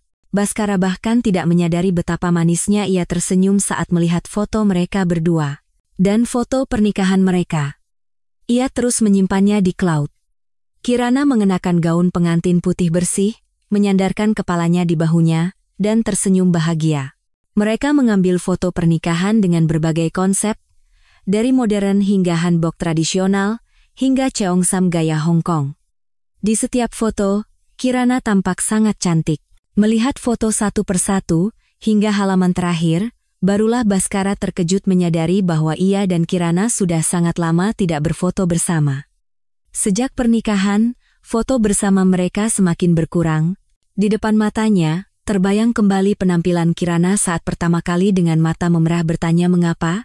Sepertinya sejak saat itu, ia menjadi orang yang mudah menangis. Baskara teringat betapa acuhnya ia pada Kirana saat ia tergila-gila pada Ayu. Ia berkata dengan dingin padanya, cinta tidak bisa dikompromikan, dan Ayu adalah cinta sejatiku. Ia dengan susah payah mengabaikan rasa pahit di hatinya, dan tanpa sadar memberikan alasan yang dibuat-buat karena tidak ingin menceraikan Kirana. Bagaimana perasaan Kirana saat itu?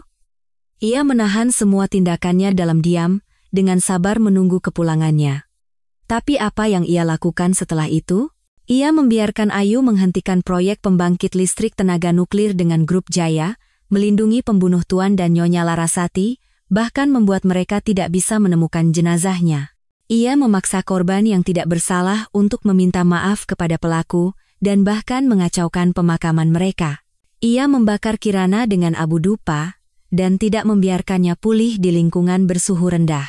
Jari-jari Baskara menancap dalam di telapak tangannya, penuh dengan penyesalan. Ia tidak bisa tidak mengingat betapa baiknya Kirana padanya. Ia adalah penasihat bijaksananya, tidak hanya meringankan kekhawatirannya dalam pekerjaan, tetapi juga merawatnya dengan cermat dalam kehidupan sehari-hari. Jika ia tidak bisa pulang tepat waktu karena sibuk bekerja, ia akan meringkuk di sofa menunggunya. Saat ia pergi dinas, ia akan mengemas semua barang bawaannya dengan sempurna. Tapi dia, alih-alih berterima kasih atas pengabdiannya, ia menganggap semuanya sebagai hal yang biasa. Ia menerima begitu saja, mengejar Ayu yang tidak berharga, dan secara pribadi merusak pernikahan mereka.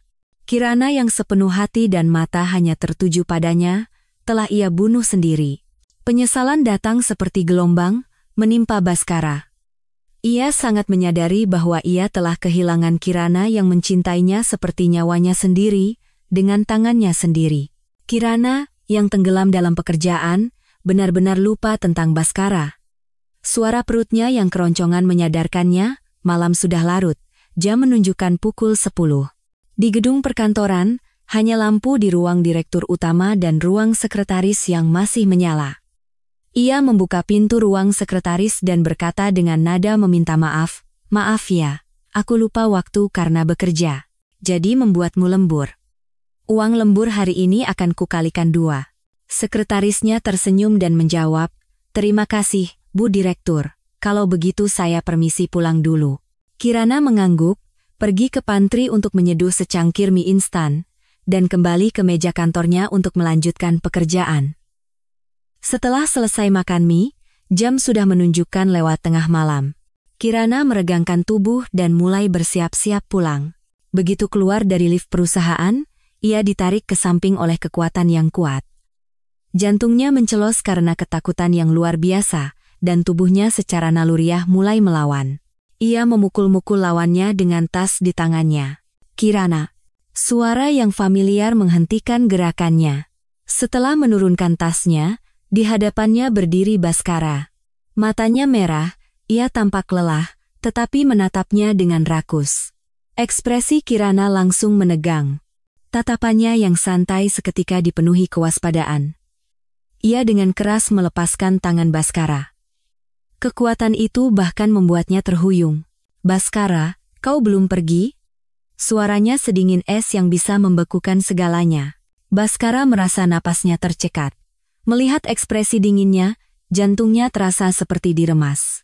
Ia berkata dengan tulus, "Kirana, Aku datang untuk meminta maaf padamu. Kirana menyilangkan lengannya dan berkata dengan tatapan menghina, Pak Direktur, apa nilainya aku sampai kau harus merendahkan diri untuk meminta maaf? Apapun alasanmu meminta maaf, jawabanku hanya satu, tidak mungkin. Kata-katanya seperti pisau es yang menusuk jantung Baskara.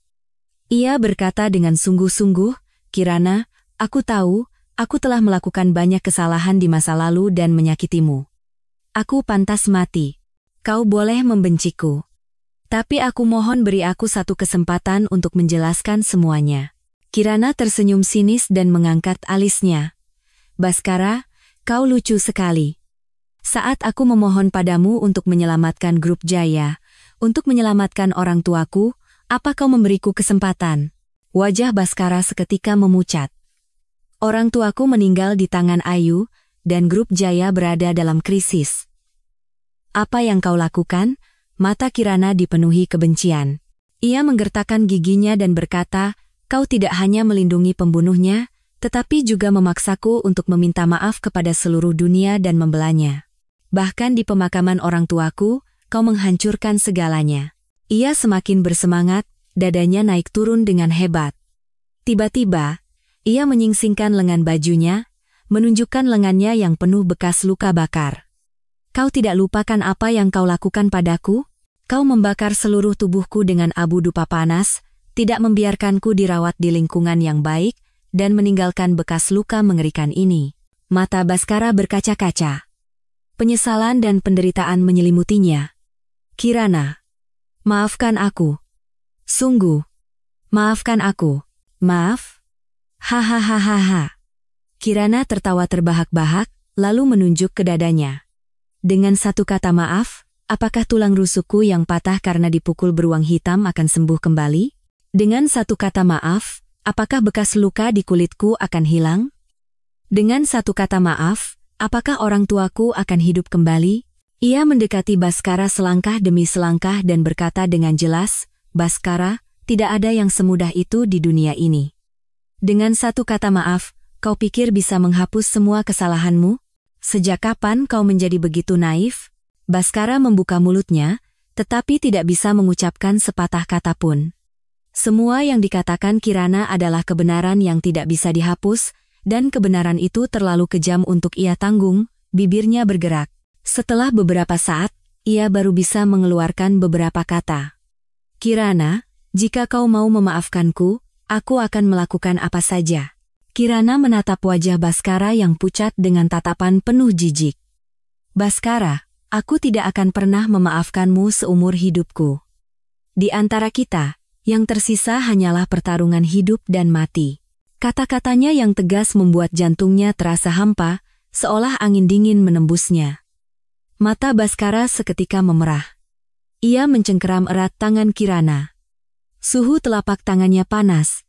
Kirana, jangan bicara begitu. Kita pernah saling mencintai, tidak mungkin kau bisa berhenti mencintaiku begitu cepat.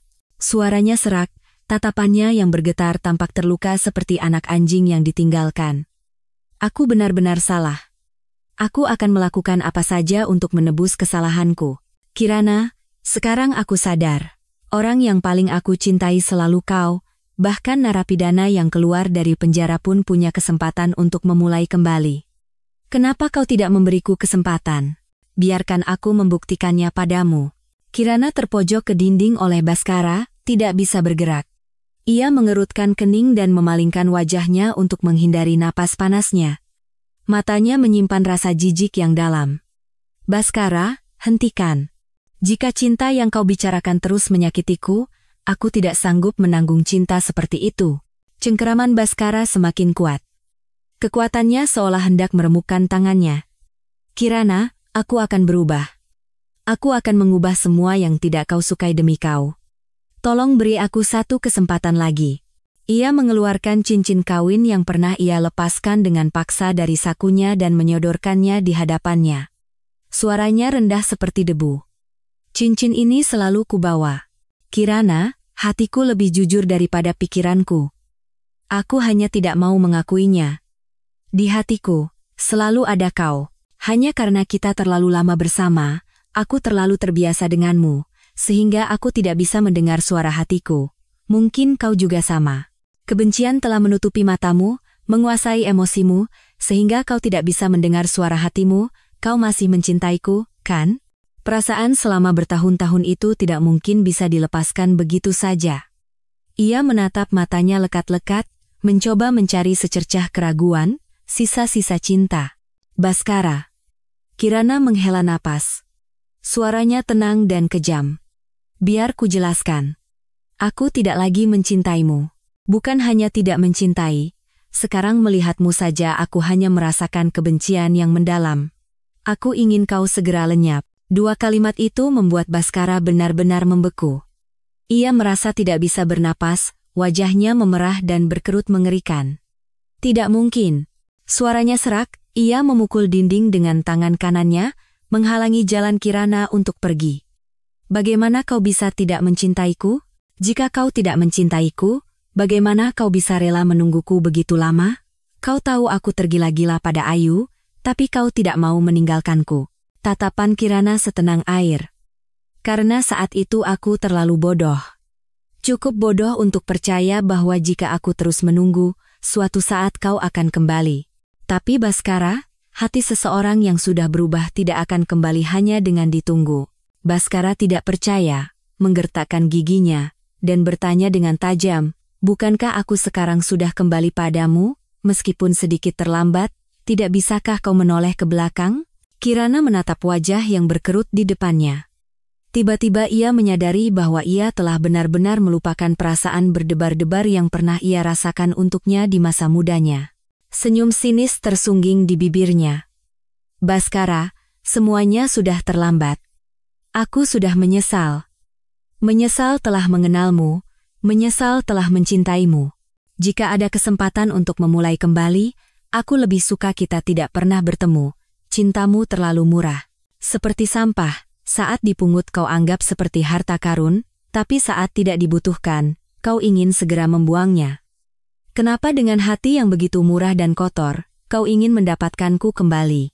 Apa kau tidak tahu betapa menjijikannya itu bagiku? Kedinginan dalam kata-kata Kirana mengejutkan Baskara. Urusanmu mengejar Ayu sudah diketahui seluruh Jakarta. Aku, seperti badut bodoh, dengan bodohnya menunggu belas kasihan emosionalmu. Kau baik padaku saat kau ingat, tapi jika menyangkut Ayu, pilihanmu selalu dia. Ia menatap lurus ke matanya dan berkata dengan jelas, Baskara, kau tidak pantas menerima cintaku. Kepala Baskara terasa seperti dihantam keras. Ia menatapnya dengan bingung. Emosi aneh yang tidak bisa ia pahami bergejolak di matanya.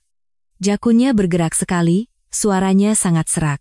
Awalnya, aku hanya penasaran pada Ayu. Kupikir dia menarik.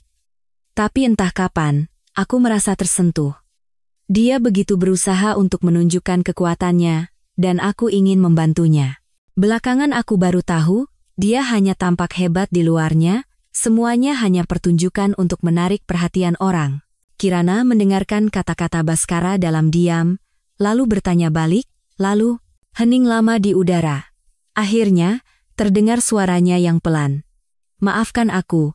Sungguh, maafkan aku. Cahaya bulan yang menyelinap melalui celah jendela menyinari wajahnya yang tenang. Rasa kehilangan yang terlambat menyelimuti seluruh tubuhnya. Baskara, karena ingin menebus sesuatu, mendekatinya dan menyelipkan satu kakinya di antara kedua kakinya. Tanpa mempedulikan perlawanannya, ia memeluknya erat-erat. Bahkan, ia menyembunyikan wajahnya di lehernya, menjilat kulitnya dengan rakus. Kirana, maafkan aku. Aku salah. Lupakan semua yang lalu. Beri aku satu kesempatan lagi. Aku akan mencintai dan menjagamu seumur hidup. Enyah. Pergi. Kirana mati-matian melawan, tetapi karena perbedaan kekuatan, ia tidak bisa melepaskan diri. Tepat pada saat itu, Damar berlari masuk dari luar pintu. Ia memisahkan Baskara darinya dan tanpa ragu meninju wajahnya. Bajingan. Jauhi Kirana. Baskara terhuyung karena serangan mendadak itu dan menabrak dinding. Darah langsung mengalir di sudut bibirnya. Ia mengangkat tangannya untuk menyeka darah dan hendak membalas dengan tatapan membunuh, tetapi Damar menghindar, dan tinjunya hanya mengenai udara kosong. Ekspresi Baskara berubah menjadi mengerikan. Ia tersenyum sinis. Damar, kau siapa? Kau tidak punya hak untuk ikut campur urusan aku dan Kirana. Ekspresi Damar sedingin es yang bisa membekukan orang. Baskara, kau yang siapa? Kau hanya mantan suami. Terus-menerus menempel, apa kau tidak pikir itu tidak pantas untuk posisimu? Baskara sangat marah, pupil matanya membesar, ia mengepalkan tangannya dan mendekat lagi. Mati kau. Damar menahan tinjunya dengan satu tangan dan dengan cepat membalas dengan tangan yang lain, keduanya langsung terlibat perkelahian. Hentikan. Kalian berdua, hentikan. Tidak peduli seberapa keras, Kirana berteriak, keduanya tidak mengindahkannya. Ia melihat sekeliling, dan matanya berbinar saat melihat tongkat bisbol di meja resepsionis. Ia mengambil tongkat itu dan memukul keras ke arah belakang kepala Baskara.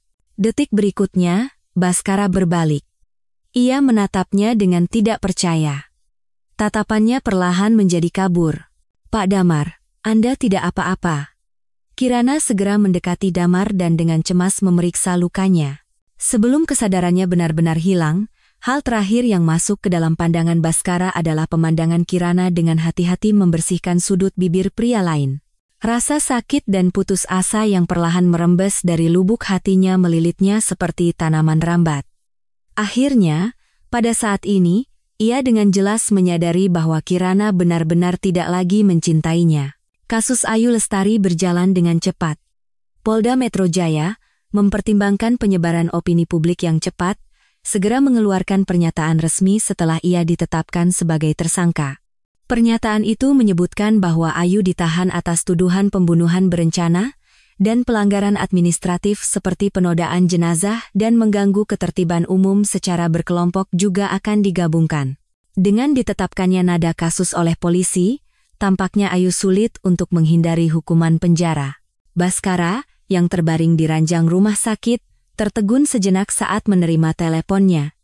Mas Bas, kau kan paling mencintaiku, cepat lakukan sesuatu, aku tidak mau masuk penjara, keluarkan aku dengan jaminan, atau setidaknya dengan alasan sakit. Di seberang telepon, Ayu berteriak histeris. Ia merasakan kejengkelan yang tidak bisa dijelaskan dan tanpa ragu mematikan telepon. Tetapi Ayu tidak menyerah dan terus menelepon. Baskara dengan wajah datar memblokir nomornya dan menelepon sekretarisnya. Carikan pengacara untuk Ayu. Pastikan dia membusuk di penjara setidaknya 20 tahun. Hubungi juga pihak rutan.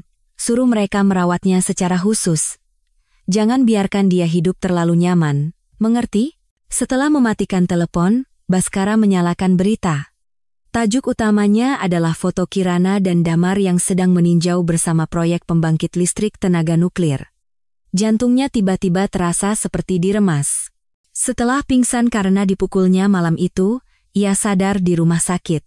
Kirana telah menghubungi sekretarisnya untuk membawanya pergi. Selama 3 hari ini, ia tidak pernah muncul sekalipun. Harapan di hatinya telah benar-benar padam. Karena kasus Ayu, grup Nusantara kembali terguncang. Begitu keluar dari rumah sakit, Baskara sibuk menangani urusan grup, hanya tidur 2 atau 3 jam sehari, dan dengan cepat menjadi kurus. Suatu hari, saat ia sedang menunduk bekerja, sekretarisnya tergesa-gesa membuka pintu dan masuk. Pak Direktur, gawat.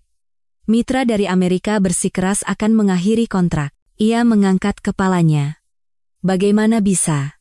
Bukankah kita sudah sepakat untuk menstabilkan mereka sampai kita menemukan organisasi lingkungan lain untuk bekerja sama? Sekretarisnya tersenyum pahit. Pak Direktur, mereka mengatakan telah memutuskan untuk bekerja sama dengan Grup Jaya dan Grup Adiwijaya. Pena Baskara berhenti. Tinta menyebar di atas kertas. Grup Jaya dan Grup Adiwijaya telah mencapai kemajuan signifikan dalam proyek pembangkit listrik tenaga nuklir, dan pihak mitra Amerika menunjukkan minat besar dan telah menandatangani kontrak. Kami, karena tidak memiliki dukungan teknologi inti dan data dari Grup Jaya, kemajuan proyek kami lambat, dan pihak mitra merasa tidak puas. Baskara memijat pelipisnya, suaranya menjadi rendah. Baiklah, kau boleh keluar. Begitu sekretarisnya keluar, punggungnya yang tegap merosot. Kirana telah benar-benar berubah dari gadis kecil dalam ingatannya. Ia tidak hanya mengelola grup Jaya dengan cemerlang, tetapi juga dengan bijak memilih grup Adiwijaya.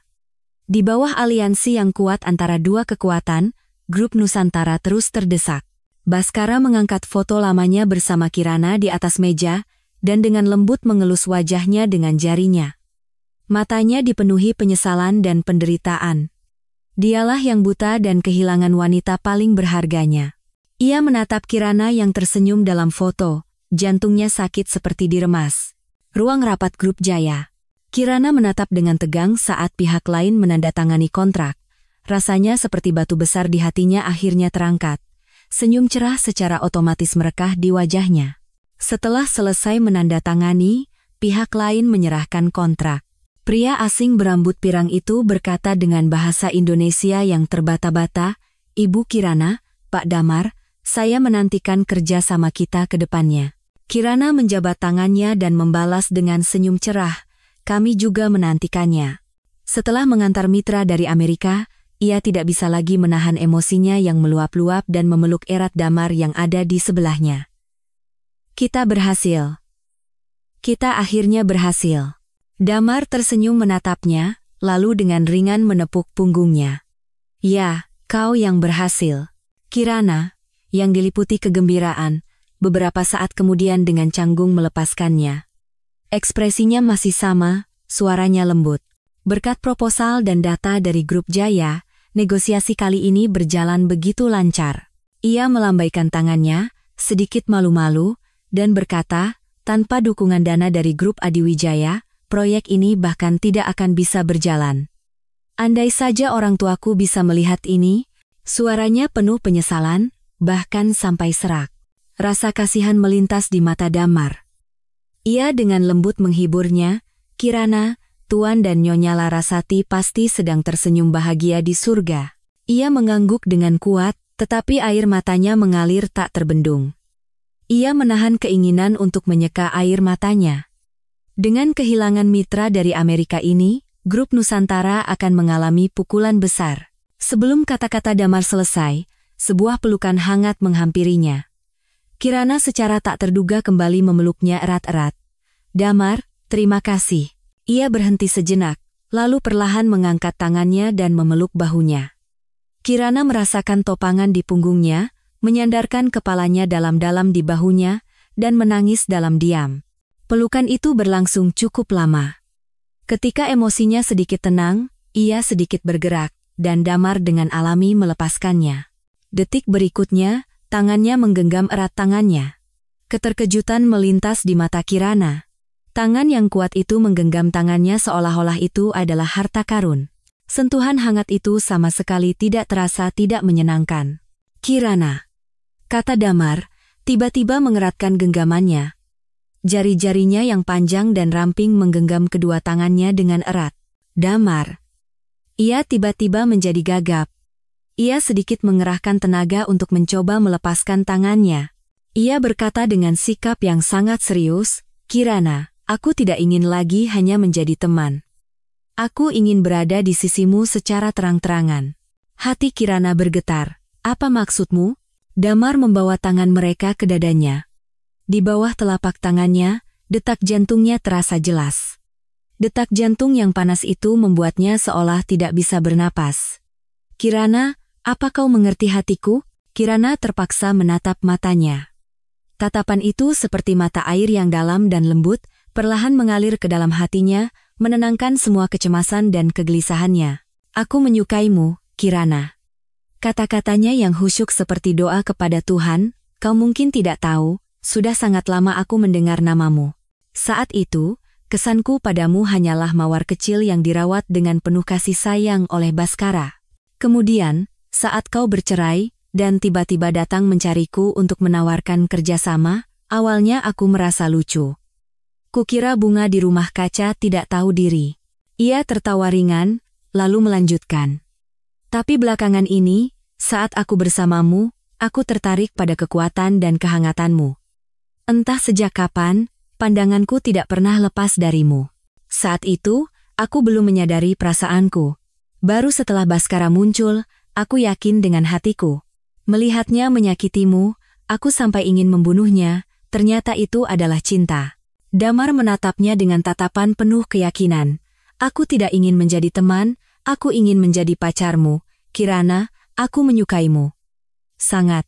Berkatmu, aku belajar merasakan khawatir dan peduli pada seseorang dan membuatku ingin menetap. Ingin menghabiskan sisa hidupku bersama satu orang. Dengan adanya dirimu, semua hal lain menjadi tidak penting. Jadi, maukah kau berkencan denganku dengan tujuan menikah? Kirana menggigit bibirnya, ragu-ragu sejenak, lalu perlahan membuka mulut. Damar, aku tidak tahu. Kekecewaan melintas di wajah Damar, tetapi ia segera tersenyum dan melepaskan tangannya. Tidak apa-apa. Aku akan memberimu waktu. Saat Damar melepaskan tangannya, Kirana merasakan kehilangan yang tidak bisa dijelaskan. Dorongan dari dalam hatinya mendorongnya. Damar, aku saat ini hanya ingin mencurahkan seluruh hatiku untuk menyelesaikan proyek ini, dan aku baru saja keluar dari hubungan yang menyakitkan, jadi aku benar-benar tidak punya waktu untuk memikirkan hal lain. Aku mengerti, jawab Damar dengan lembut. Aku akan mendukungmu. Setelah kejadian itu, Baskara menyadari bahwa Kirana benar-benar tidak lagi membutuhkannya. Gadis yang bisa ia lihat hanya dengan menoleh, kini sudah tidak ada lagi. Ia hanya fokus pada pekerjaan, dan akhirnya pingsan karena kelelahan. Selama kesadarannya yang samar, masa lalu mereka terus berputar di kepalanya. Momen manis, momen bertengkar. Semuanya akhirnya berhenti pada tatapan dingin Kirana. Setelah sadar, Baskara seolah menjadi orang lain. Ia tidak lagi muncul di hadapan Kirana, hanya diam-diam mengamati kehidupannya sehari-hari. Ia melihatnya berhasil menandatangani kontrak, menjadi pemilik sejati Grup Jaya, dan semakin dekat dengan Damar. Jantungnya sakit seperti digerogoti ribuan semut. Apakah seperti ini perasaan Kirana saat melihatnya bersama Ayu dulu? Kehidupan Kirana penuh dan teratur. Beberapa tahun berlalu dalam sekejap mata. Grup Jaya perlahan memasuki jalur yang aman dan berkembang dari hari ke hari.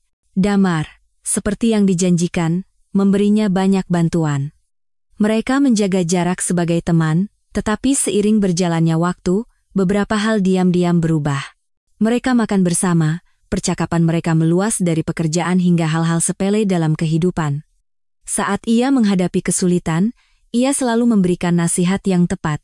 Ada pemahaman diam-diam di antara mereka. Hubungan yang aman dan nyaman ini, seperti aliran air hangat, perlahan meresap ke dalam pintu hatinya yang pernah tertutup rapat. Pada ulang tahun Kirana yang ke-30, Damar muncul di hadapannya dengan seikat bunga. Tatapannya lembut dan serius. Kirana. Ia merasakan sesuatu di dalam hatinya. Ia tidak lagi menolak, menatapnya dengan tenang. Ia berdiri membelakangi matahari. Alisnya menyimpan cinta yang dalam. Kau bilang ingin menyelesaikan proyek itu. Sekarang kau sudah berhasil. Aku ingin bertanya sekali lagi. Maukah kau menjadi pacarku? Kirana menatapnya. Ia bisa melihat dengan jelas ketegangan, kerinduan, dan kehati-hatian di matanya. Ia sedikit mengangkat sudut bibirnya, tersenyum cerah, dan mengangguk dengan kuat. Ya. Cahaya kegembiraan langsung terpancar dari mata Damar. Ia mendekat, memberikan buket bunga, dan menggandeng lengannya. Ayo pergi, pacarku. Suaranya riang. Semua ini diam-diam disaksikan oleh Baskara. Ia tidak berlari untuk menghancurkan semua ini. Perasaan yang meluap di dadanya merenggut seluruh kekuatannya. Ia memuntahkan seteguk darah dan pingsan lagi. Ketika ia membuka matanya lagi, dokter pribadinya menatapnya dengan tatapan penuh simpati. Pak Direktur, Anda menderita kanker hati stadium akhir. Ia menerima kenyataan ini dengan tenang. Berita pengunduran diri Baskara dari jabatan Presiden Direktur Grup Nusantara diketahui Kirana melalui berita. Setelah itu, ia seolah lenyap di telan bumi, tidak ada kabar lagi darinya. Tapi semua ini sudah tidak ada hubungannya lagi dengan Kirana. Ia bergandengan tangan dengan Damar, bersama-sama menuju masa depan yang lebih baik.